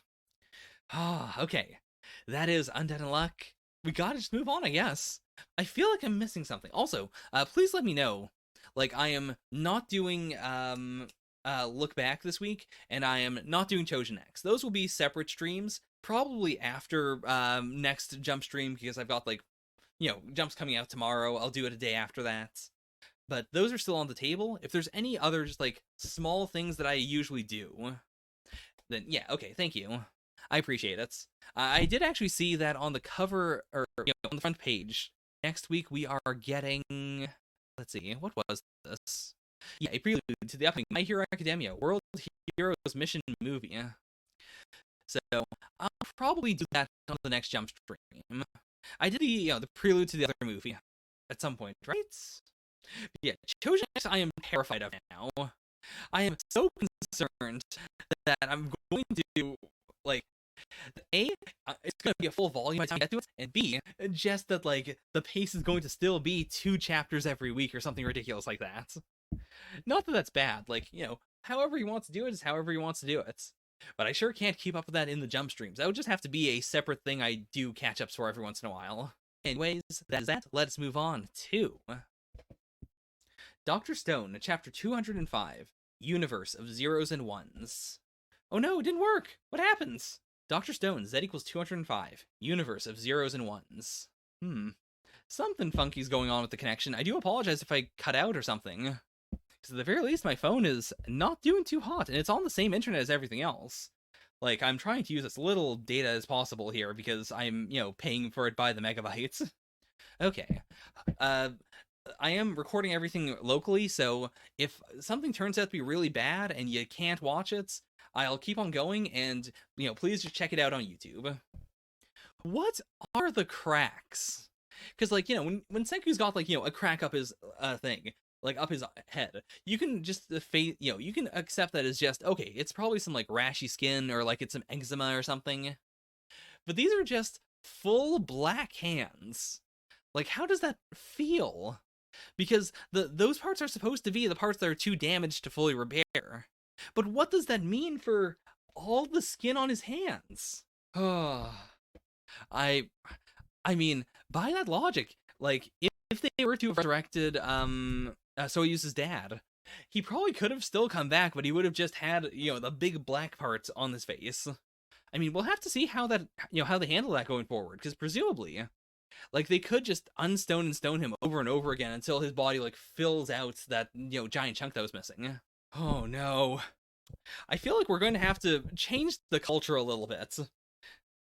I feel like there's gotta be a rule of, like, if you are intentionally doing blackface, that's still fucked up. Don't do that. But if your face has just been shaved off while you are in stone, and it comes back as blackface, like, you gotta have a little bit of a pass there. I mean, again, hopefully we'll get to the point where they can just, stone and unstone over and over again until, you can just kind of fill those parts out. And then we don't have to think about it. Okay, so he's saying he's not a genius. But of course he probably is. No, Chelsea, stop trying to be cute. You're not allowed. Leave. I'm starting to like her a little bit. But it's okay. Oh, I'm so sorry. I thought that plus was a multiplication sign. It is a little bit off, actually. And, like, if he was tilting his head, I could see how that happens. Oh no, from the day he was born, this boy was a capitalist. Get out of here with your desire. I'm getting some Psyche vibes off of him, actually, with the, like, mental math is pointless. A computer can do the same calculation in an instant, and given enough time, anyone in the world can perform 10-digit multiplication like me. Like, it's the hard, it is the hard contrast as well of greedy little baby from the very start, he always wanted the world, and, someone who has, incredible skill, but just doesn't want to, acknowledge it or, like, be praised for it. He sees it as, it's whatever. Anyone could do this. Like, it actually does vibe a lot with Senku's whole thing of, Senku is not a born genius. He is not special. He was, a completely normal person, and he just worked really hard to be as smart as he is. And yeah, I can buy that. Like, especially since this was their dad saying, like, oh yes, raise him to be our actuary. We will exploit his mind. I can see why he would be like, no, screw this. I don't want to do it. Yeah, I skimmed over it, but I love how all 4 of these like work so well. Like you have, of course, the trying a little bit and then just giving up. You've got Kohaku with her trying to do it very, very basically. I really appreciate that Chrome is trying really hard. And then you've got Senku, who is using like proper sets to like mentally parse it out. Like I've never been able to do it quite like this, but I know like when I was a kid, my parents were very into like having me learn math. And I do know like the various like, mind palace tricks you can use to try and do math really, really fast. But when I do math in my head, I do it much closer to Chrome, where I do like envision myself not writing it out, but just like having the digits there, and then I solve for them like long multiplication style. Is that Ryusui? Did he program a game where Ryusui was the main character? And yeah, like again, I do want to say like Chrome is incredible for being able to still do it. Like it's gonna take him a while, but he can do it. Like Chrome is honestly the perfect character, I think, right now in terms of mental power. And that Senku is hard to deal with. All the other geniuses are like you kind of just have to accept that they know what they're talking about. Chrome is the closest to just a normal person. Like he's smart, but he's not like ridiculously smart. And whenever he has thoughts, usually they are thoughts that like you as a person could come up with. Sorry, I jumped forward a little bit. Let me go back here. He's gonna make the first video games in the Stone World. And I think that is honestly really cool that he just wants to program video games. And that, like, I think there's a complete validity to not wanting to overstep your bounds. To just being like, you know what? I like doing this one thing. I just want to do this one thing. Like, I was definitely raised with more desire than I currently have. And I do, like, what I want in the future is honestly pretty humble. It's more than some people have. It's more than a lot of people have. And that's, that is upsetting. But what I want is not that big, all things considered. I kind of just want to have a normal ass job. I want to make enough money to be like, to have savings. So if something bad happens, God forbid, I'll be fine. Donut will be fine. And I kind of just want to, just keep on trucking forward. So I can relate to Sai here. Like with that, like I just want to make video games. It's cool. Also, there is something just tragic to having skill and everyone telling you like, you can't do the thing you want to do. All I want is to code, and now he's in the stone world where you can't code. Yeah. Like, I'm not... Yeah, I've definitely... I run into that problem a lot, also just because my parents are very good at promoting me to the rest of the family. So anytime, I talk to the family, it is always just like, oh, you're the genius computer boy, or I heard you were, getting into healthcare. Can you, do this thing? Can you help me, sign up for Medicare? Which I can do. I'm fine with that kind of thing. But there's just like, there's so much that is put upon me whenever I express that I am actually kind of good at something. Yeah, I think everyone in the world should be, allowed to just do as much as they feel comfortable doing. And that's not the way the world works. Sometimes you gotta do more, whether it's just to survive or whether it's for other people, but, that is kind of the ideal. I mean, I guess that is just from each according to their means to each according to their needs, now that I think about it. But yeah, they got vacuum tubes. They can't make, 2020 computers. But even then, I mean, programming is still fundamentally logic-based. Like, I'm sure there's stuff he can do. I'm sure he can, at the very least, like, make something basic. Like, maybe not modern computers, but I'm sure he could make, like, a Game & Watch. Like, not right now, but given enough time. Right, yeah. Like, for all we know, like, we know Y-Man can rain down Medusas from space.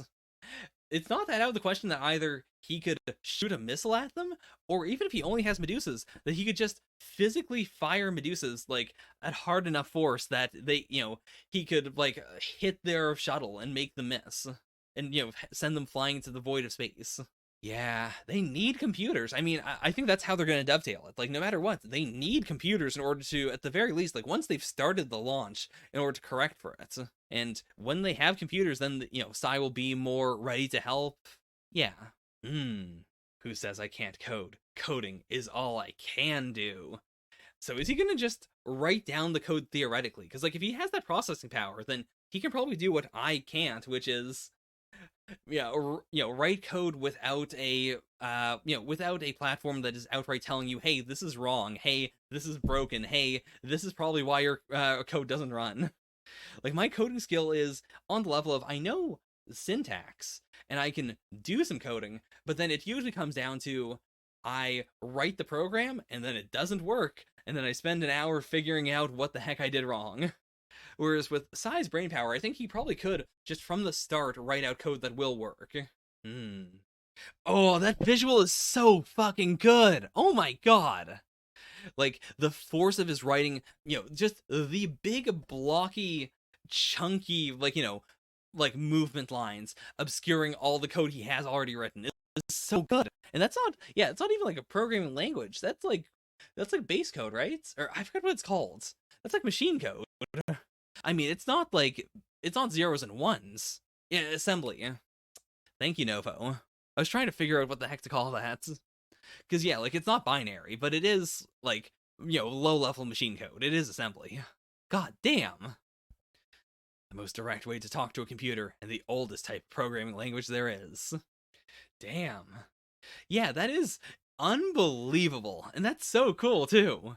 Because that also means that, if it takes years and years and years for them to properly make computers, at the very least, he could write out in books, the code they need in order to go to space.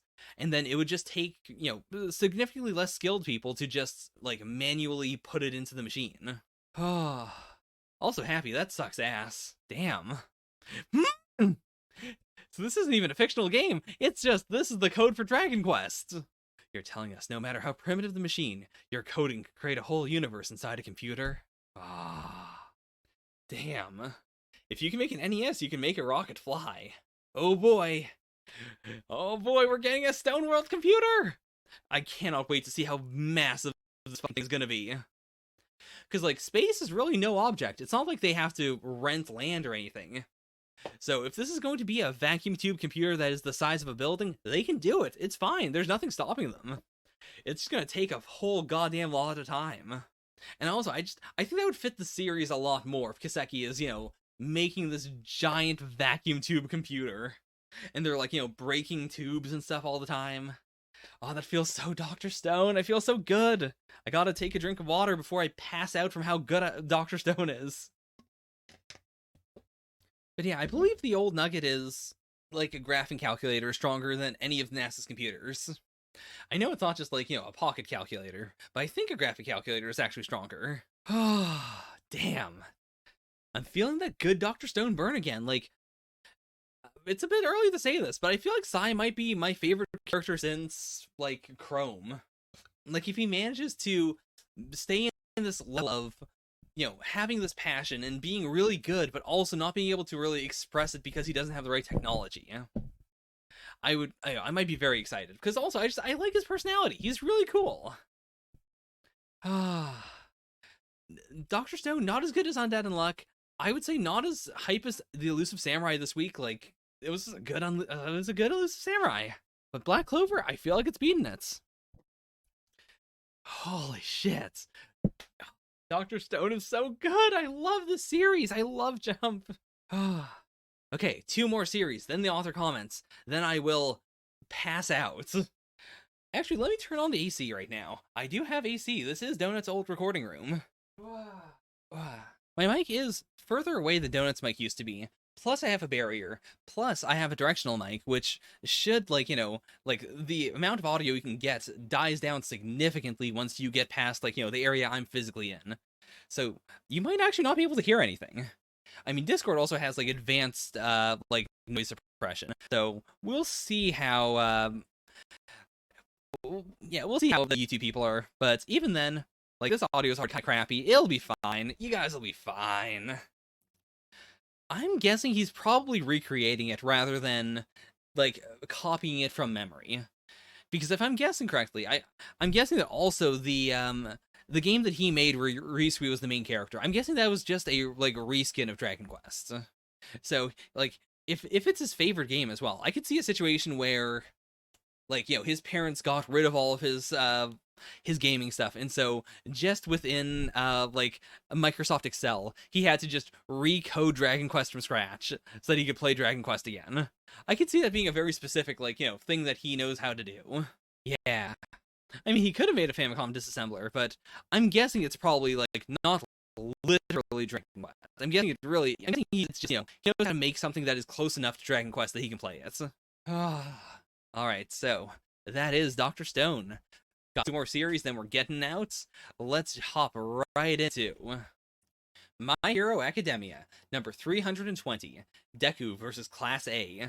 Dude, what the fuck is this chapter gonna be? I mean, we have Class A here, so I guess it is just going to be Deku's gonna be an edgy little, like, I can't be with you. I have to be alone. You'll be in danger if I go back to UA. And everyone going, God damn it, Deku, don't you understand? We want to help you. That's a good-ass Suyu. Like, I'm not as much of a fan of Suyu as a lot of other people, but I love her design. I love just everything about her.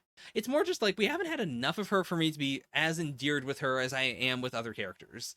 And even then, we've got a lot of Suyu compared to a lot of other people in Class 1A. I really love how froggy her feet are now. Like, that design just looks good. But okay, let's see what Deku's gonna do. Once he's set his mind on something, he refuses to stop. I know that well. Looks like you're even drawn differently than the rest of us these days. Bakugo! I mean, they better put the fucking effort into this in the anime then. You can't include that line in the anime and then have it be, like Deku is just drawn flat black because it's easier to draw. Yeah. God, I love Bakugo so much. Okay. This is it. This is Class 1A versus Deku. And I think they're going to beat him because, Deku's good, but A, he is completely wiped. He is completely exhausted. Like, he is at his limit. There's no way he can beat all of them. But secondarily, like, he wants to just get away, whereas they are going to tackle him to the fucking ground. I know, like, for his own good, they're going to probably punch him in the face. Ooh, how does that work? Like the landmine blast. I get how he could, like, set one for later, but even then I don't know how he would detonate it. I guess you'd have to have like a transmitter or something. Well, actually, no. I forgot I guess what he's doing is just pumping his sweat into the ground and then detonating it, like exactly where he was. I thought he was like setting one off that was right in front of or underneath Deku. Or is he? Is he? I think he's gotta be. Okay, yeah. So it is just he's detonating it from where he is. I feel like there's got to be a different way to say that. Like, I mean, I guess his attack names are all, like, weapon-based. But, like, generally, what you do with a landmine is not set it off under your own feet. So now you're one of the all-powerful big shots, or we've just a bunch of NPCs to you. Come on, Deku, listen to them. See all the fucking effort they're putting into this. Hey, Bravinto. Glad to see you can make it. Even if it's just for a little bit, I'm glad to have you around. And look at all the big fucking smiles that they have on their faces. I've been saying the F word a lot recently. I should probably cut down on that. But yeah, like, seeing those smiles is such a hard contrast to the, shot we had, like, a chapter 2 ago of Deku saying, I'm fighting for everyone's smiles. And you look at him, and you can't see his head, but you know for a fact he is not smiling anymore. It's not necessarily censorship. It is just, like, in general, I don't like cussing that much. Because I'm the kind of person who doesn't, like, I don't put on a face or anything when I'm streaming. Like, me streaming is the same as me just outside. And if I start cussing more when I stream, I will start cussing more in daily life. And it's, it's not that it's bad necessarily. You can say whatever you want. It's just, I personally would prefer to be someone who doesn't cuss as much. Deku is the kind of guy who would use Black Whip to turn himself upside down while he is grimacing to go like, yo, look, I'm still smiling. Don't worry. Don't be upset about how I'm destroying my body and mind, guys. It's fine. Look at my upside down smile. And I also really appreciate that this, this is not just the Bakugo show, that they're all yelling at him. They're all saying, we are your friends. They're making tiny little digs at him. Like, hearing Sero bring up the Black Whip thing, and also, being able to grab Black Whip with his whips to show that he's gotten better himself. Or his, his tape. Heartbeat Wall. Is this like a sonic barrier? Remember when the school festival, right? It might not seem like much, but I appreciated that so much. They're gonna make him cry. This is not going to be they beat him into the ground. I feel like he's going to stop and just be sobbing with how much they love him. Yeah, like everyone is cool. Everyone is like I love it because also it's just they're flexing how strong they are. Not just to fight Deku, but to also show him like you don't need to protect us. We can fight for ourselves. We are this strong, and even if we can't fight all for one, individually, all together, we are much better than you killing yourself on your own. God, calling back to the sports festival. I'll never forget how mad you got on my behalf, so how can I sit back when you're the only one fighting and running yourself ragged out here? I can't let all for one take you all away from me. That's why I had to leave. Brilliant move, Deku. I can't let, you guys be taken away from me, so I have to take you away. I have to take myself away. I don't deserve to have happiness anymore. I mean, I get it. I get that what he is saying is more serious. It is the I can't let all for one kill you guys. So I'd much rather have you guys be sad. I would rather be sad, and I'd rather be separate than to have you be killed. But at the same time, like he is hurting himself so much. And he can't see it because Deku has self-sacrifice so baked into his bones that he can't understand that he deserves to be happy as well, even now, even in the darkest part of his life, even as Japan itself sinks into darkness. It's very Spider-Man, honestly. Like, something I like to describe Spider-Man a lot as the guy who has 5 things he desperately needs to do, every single arc, and he can do 2 of them, and he does 2 of them, and his life falls apart because he fucked up the other 3, and the other 3 are almost certainly things that are more connected to his own happiness, or Mary Jane's happiness, or, his close loved ones. He sacrifices that stuff so much in order to, save people from burning buildings, or stop supervillains. Stuff that is not bad in any way. Stuff that he is completely right about doing, but in doing so, he is, making these big sacrifices, and he's not reaching out to other people. You might have some special power, but we understand how you feel. And yeah, come on, see reason, Deku. What the heck is this? Is this a brainwashing machine? Okay, so all of Class 1A has been authorized to use out there. Damn. Oh, it's a sleep machine. I really thought she was just gonna try and brainwash him. Deku, you silly boy. They're not wasting effort on you. They want to do this. Oh no, it's the traitor. Me and you ain't got a ton in common, but you're still a friend, even if we gotta force this friendship down your throats. I mean, also, like, now that, what am I trying to say? Now that, what was her name? Midnight. Now that Midnight's gone, I can actually see Momo intentionally getting more into using sleep drugs as a way to, like, pay tribute to her. Because they also have a very, a vaguely similar thing of, Momo has, stuff that she makes comes out of her bare skin. Actually, couldn't Momo just replicate, Midnight's quirk? Like, if she could sample what exactly that gas is, like, she could definitely just, have sleeping gas come out of her skin. But she could also, like, create that exact gas if she knew what exactly it was. Yeah, she would have to make it a gas mask. You are right. But I could see that being a, like, as a tribute to Midnight, I have to do this. Because also, gas does not require a whole lot of physical matter in order to make. I could see that being way more efficient than her, like, making a cannon or making guns or, like, making a baton. Like, those are all very dense, whereas a gas is very effective and also it takes so little physical matter to make. Oh, that was a bit of a tangent, but, I really want that to happen now. A lineup like this might even give All Might a scare. That's what you said during the attack on their training camp. Gah! This really is callbacks to the chapter. Repurposing Dark Shadow's offense and serve as a defense was a concept birthed by you, Midoriya. I see, that's why it's a womb. I mean, I wouldn't be against it. Like, My Hero does have some braininess to it. Like, it manages to combine, clever tactics with also just, big slugfests sometimes. I would be very happy if the big fight against the League of Villains was just 95% they gas the place and then wait 24 hours and then go in. It'd be fine. Don't you miss bathing? You need a bath real bad, Midoriya. Lying by the statue once more. He pried apart the bindings of Ragnarok. Oh, you're worried deep down in your hearts. I know that for a fact because there's no real danger or malice here. Danger sense would have alerted me otherwise. That's so good. That's such an obvious, like, yeah, the from the bottom of their hearts, they don't want to hurt him, and he has actual proof of that. God damn. Deku, if you could see yourself, you would not say you're fine. This is not what fine looks like. Is this responsibility so much for you that you can't even let yourself cry? Oh, look at that face. Also, look at the angle of that face. That is such a shiggy angle. Like, that is... Change his hair color to white, keep the exact same, like, texture in it. That is just a Shigaraki. Ah, and that's our girl from the cover. I'm not weeping and moping around anymore, because you matter to me. You're my friend, and when we're scared, we tremble together, and when times are tough, we cry together.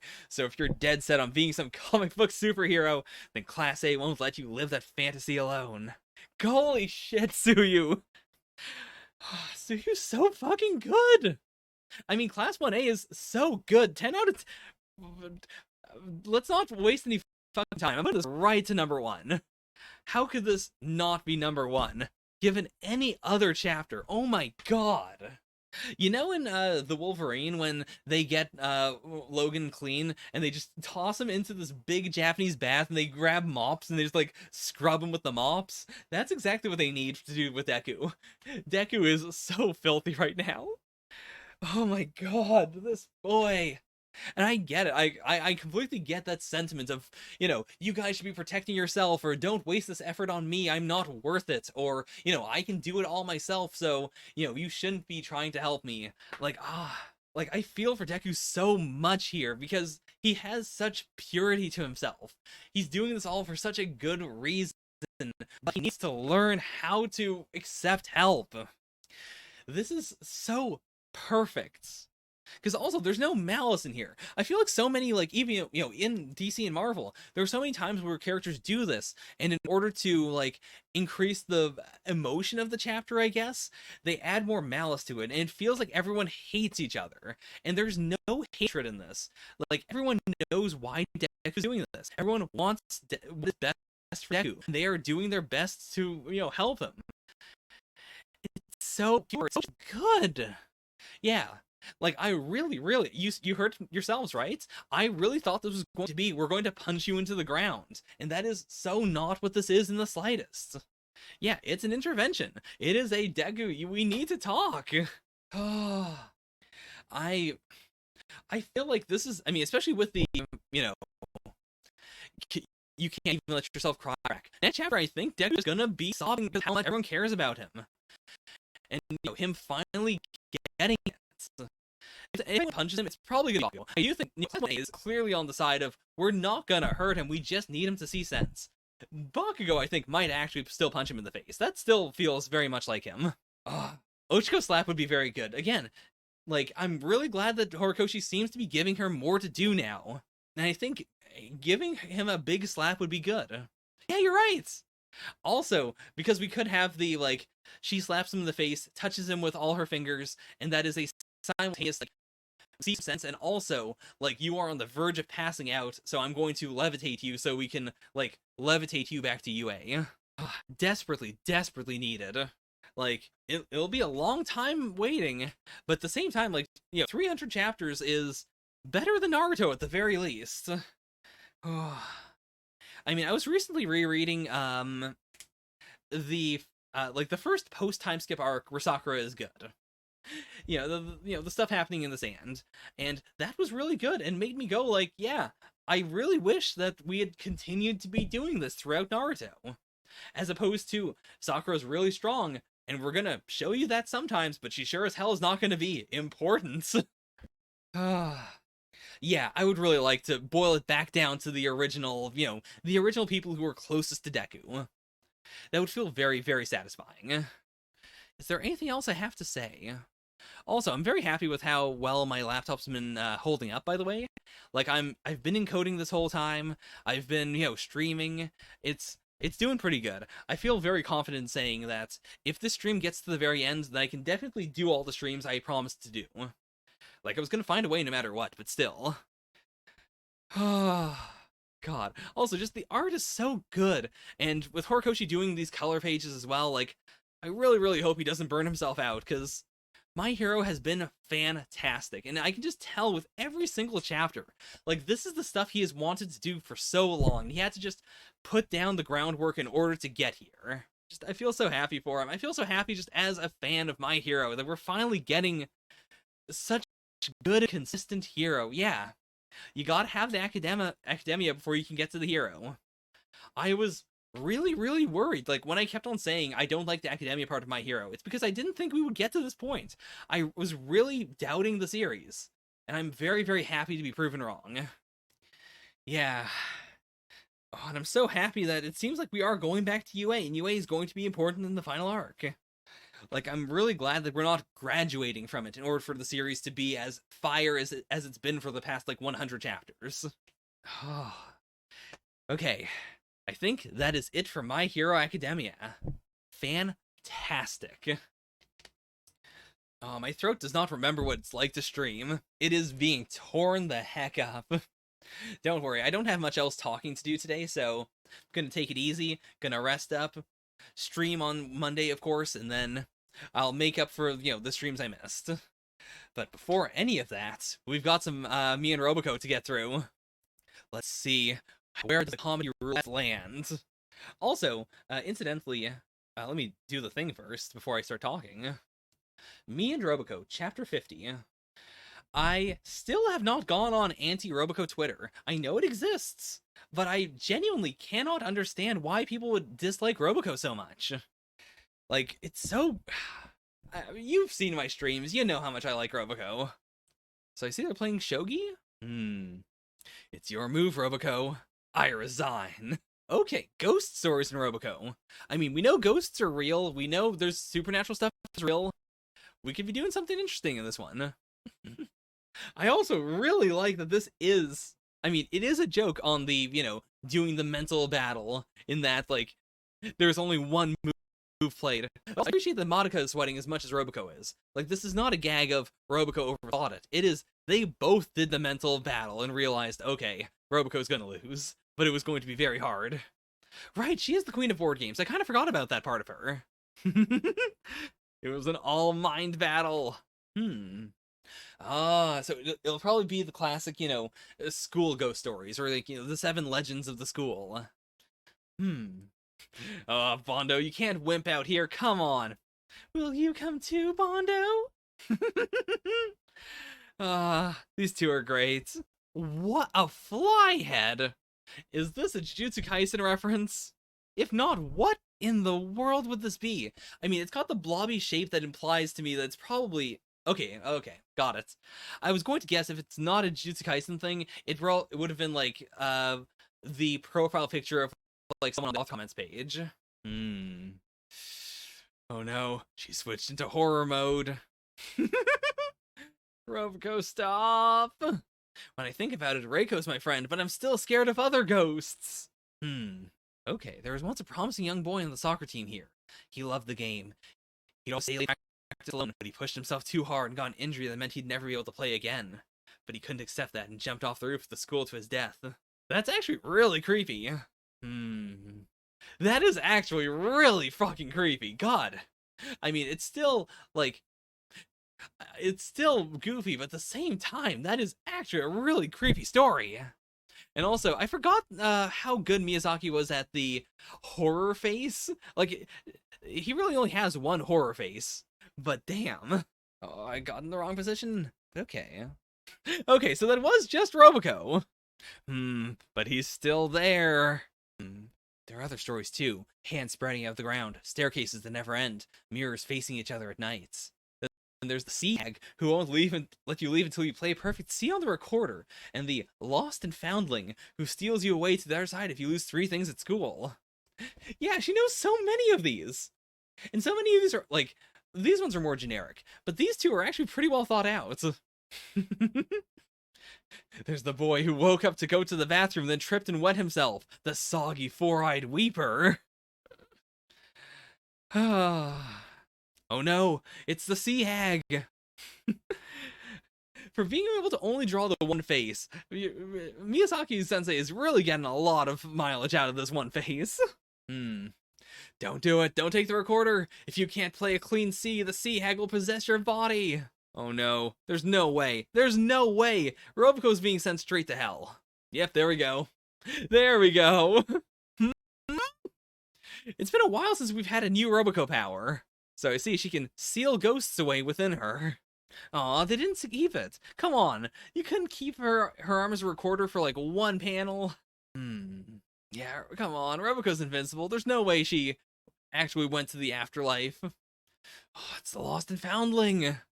Oh, this is probably Roboco, right? She's probably the one saying you forgot something.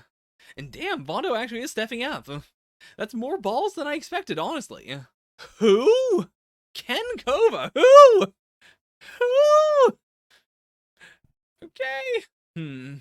Looking back, it had been a terrifying experience, but in that instant, it turned into a great memory. Also, Robo apparently ended up going to the land of the dead, and she came back weirdly skilled at playing the recorder. This is probably the perfect kind of Roboco ending. In that it is it is a bit heartwarming, which is what I really do think of Roboco as being the heartwarming series. Like, it's so wholesome a lot of the time, but it is it's a wholesome ending. It's, not too serious in their relationship stuff, but, there's a little something there. They're a little happier than they were when they started. And then you got the extreme wacky ending. What is Roboco as a being? But alright, that is me and Roboco, chapter 50. Good chapter, honestly. I don't think it was like a big old banger or anything, but it was decent. I think it was better than Sakamoto Days. It was better than Red Hood. Sanji was honestly just really nice, but I don't know if it was as good as this. Oh yeah.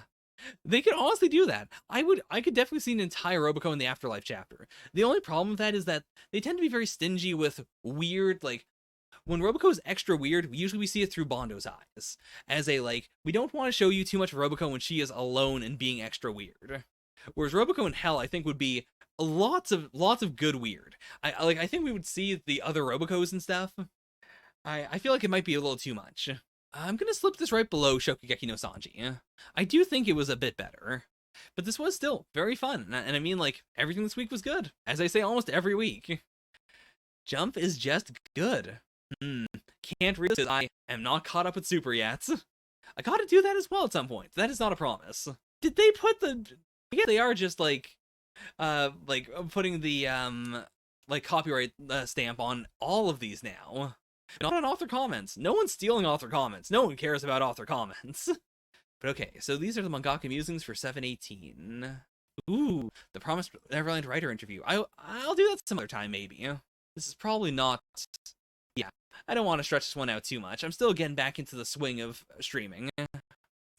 Also, I apologize for not, of course, author comments. They are Mangaka Musings. Yeah, I like Super well enough, especially the manga. I like what Toyotaro's been doing, so I'm probably going to do a super stream at some point. Whereas Boruto, I don't know. I might just come back to that on my own time. The only person who seemed really into my Boruto stuff was Irish Salty Tuna, and even he didn't seem that into it. Oh yeah, I guess, yeah, the WSJ show would have been down throughout all of COVID. I mean, I'm still kind of concerned that it's back up. Oh, it's the 21st anniversary of One Piece. Damn. But yeah, if Shokugeki no Sanji is just a yearly thing, I'd be very down for that. I mean, One Piece is still going to be going for a long, long time, so we've got plenty of time for them to eventually fill up a volume. Yeah, it sounds like they're not doing so well right now. It also seems like a lot of the early good COVID stuff was just the fact that Japan is, very good when it comes to colds and stuff in general. And so the same stuff applied. They didn't have to change that much. It was just more, having to lock stuff away. But there's still been some bad stuff. Even, during the pandemic, I was listening to an episode of 99% Invisible where they were talking about, the seals that people use to, officially stamp things in Japan. And how throughout all of COVID, if you had a job where you have to put your, stamp your seal on something, they did not make that digital. They did not, excuse that at all. You would have to still go out in the middle of a pandemic to your to your workplace in order to stamp it. And even if that is the only thing you had to do, they wouldn't let you digitize it. They wouldn't let you do anything else. They wouldn't even like mail it out and let people do it, or like fax out the documents and let everyone stamp it and then refax it. It was all physical, and that is Japan does some good stuff. They also do some bad stuff. Also, I'm not going to push this on anyone else, but I am, personally boycotting the Japanese Olympics just because, like, people in Japan didn't want this to happen. Like, it wasn't unanimous, but a lot of people did not want this to happen. A lot of officials did not want this to happen. It feels like it is just the Olympic Committee pushing this forward in the middle of a pandemic. And people higher up saying we're going to let this continue to happen because we've invested enough too much money in this as is, and we can't like lose out on it. But yeah, I mean, I like the Olympics a lot. It is just I personally I'm just sitting it out this year. Don't feel good about it. Also, it is a mix, like the Olympics are happening, and most of the good of the Olympics is drawing more attention, drawing more tourism, and a lot of that stuff has been negated. So it's not even like, a lot of the benefits of the Olympics are just not happening. It sucks. I mean, it is what it is. You know what? I also do buy for Shinseiki that he did draw Vivi with lots of love. Vivi looks so good in this. Huh. The name Deku comes from the poem Ame no Makazu, Be Not Defeated by the Rain. That's why the art has featured so much rain recently. Really? That's really cool. Yeah, like that feels like some genuinely really interesting lore, and that explains all the rain. That is also just a like that adds this extra layer to the current arc, which I don't want to spoil if no one, if some you guys on YouTube haven't caught up. But yeah, like this has been very much like it feels like Deku is being defeated by the rain, for lack of a better term, during this. And it feels like, he's coming back, like he's not, gonna die or anything. But yeah, that's really cool. Once I get my vaccine, I want to travel all around Hokkaido for the first time in 11 years. Ah. By the way, I also feel weird about, the distribution of vaccines. Like, I'm very happy that I've been vaccinated. I'm very happy that Donut's going to be vaccinated in, like, a month. Like, he got his first dose, very recently. He's got to wait a bit for the second dose, but he's going to get it, like, as soon as possible. But at the same time, like, there's a bit of bitterness to knowing that, like, yeah, we have very easy access to vaccines, but there are, like, medical professionals in other countries that can't get vaccinated. It's just, it's an equal distribution. It sucks. I would be interested to see, like, all the rain in the series, because, like, the second Bakugo versus Deku fight was also in the rain, right?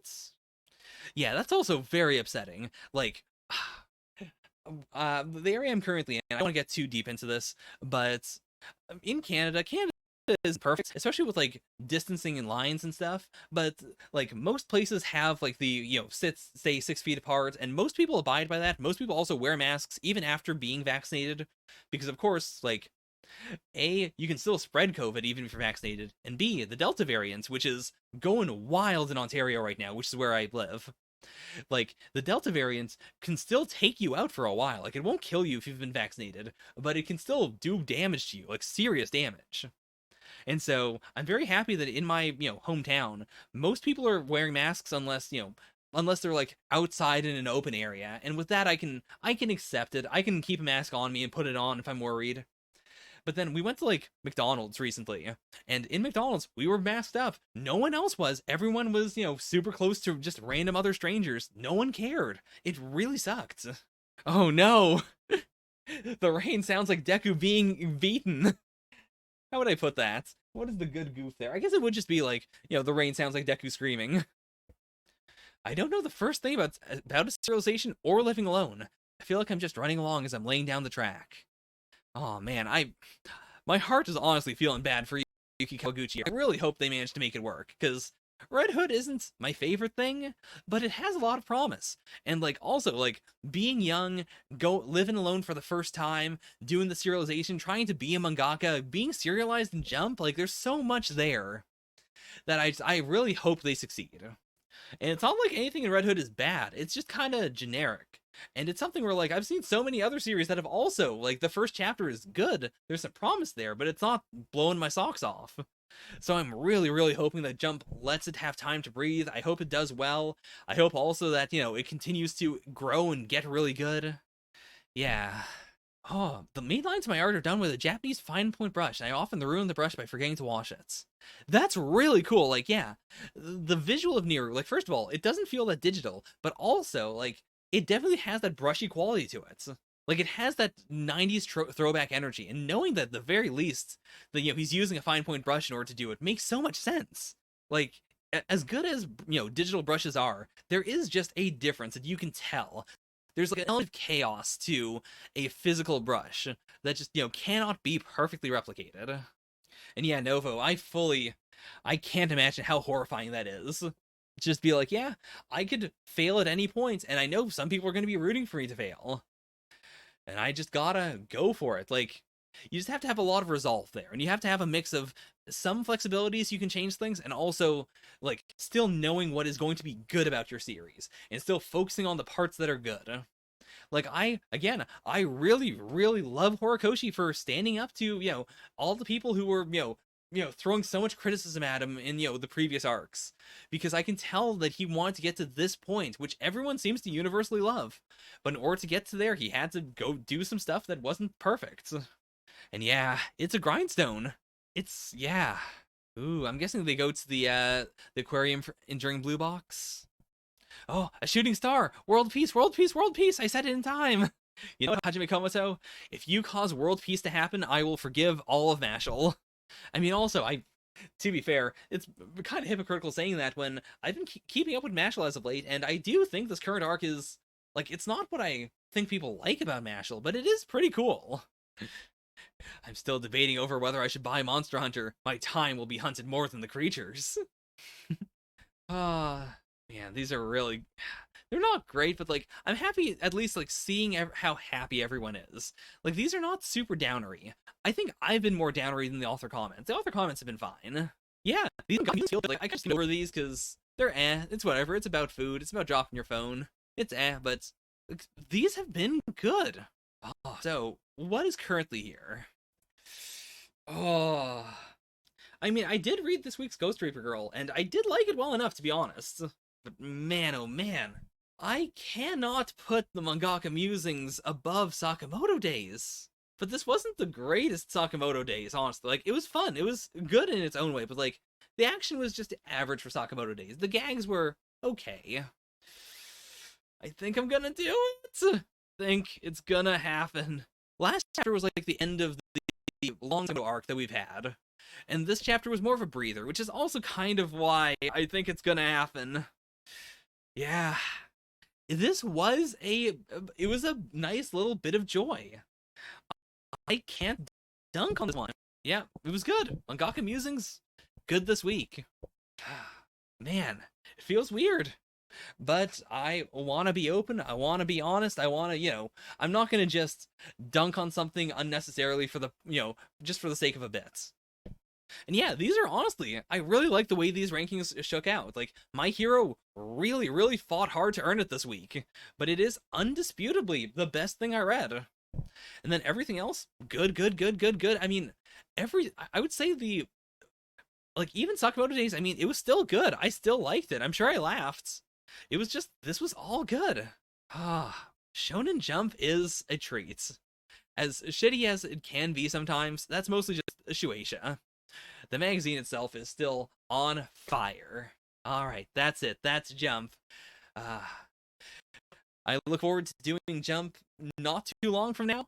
Look forward to doing the other streams, but even those might be a little bit. We'll pace it out because I'm having a really fun time with Donut right now. We're having a good time, and we'll see what else we can do. If we put out other stuff, we put out other stuff. If not, we don't. We're taking it easy. It's been pretty stressful as of late, and I'm appreciating, the ability to de-stress a little bit. Yeah, thank you guys so much for attending the stream, honestly. You didn't have to. It came out with, very little time to prepare. I'm streaming way later than I usually do. And I really, really appreciate anyone who visited here, and also anyone on YouTube, anyone who, is not in chat. I appreciate you guys a lot as well. I still see that, I'm getting like 80 something views every single week, which is, yeah, it's ridiculous in a way. Like, it makes me very happy. So, thank you. I will catch you later. Bye for now. Yeah, yeah.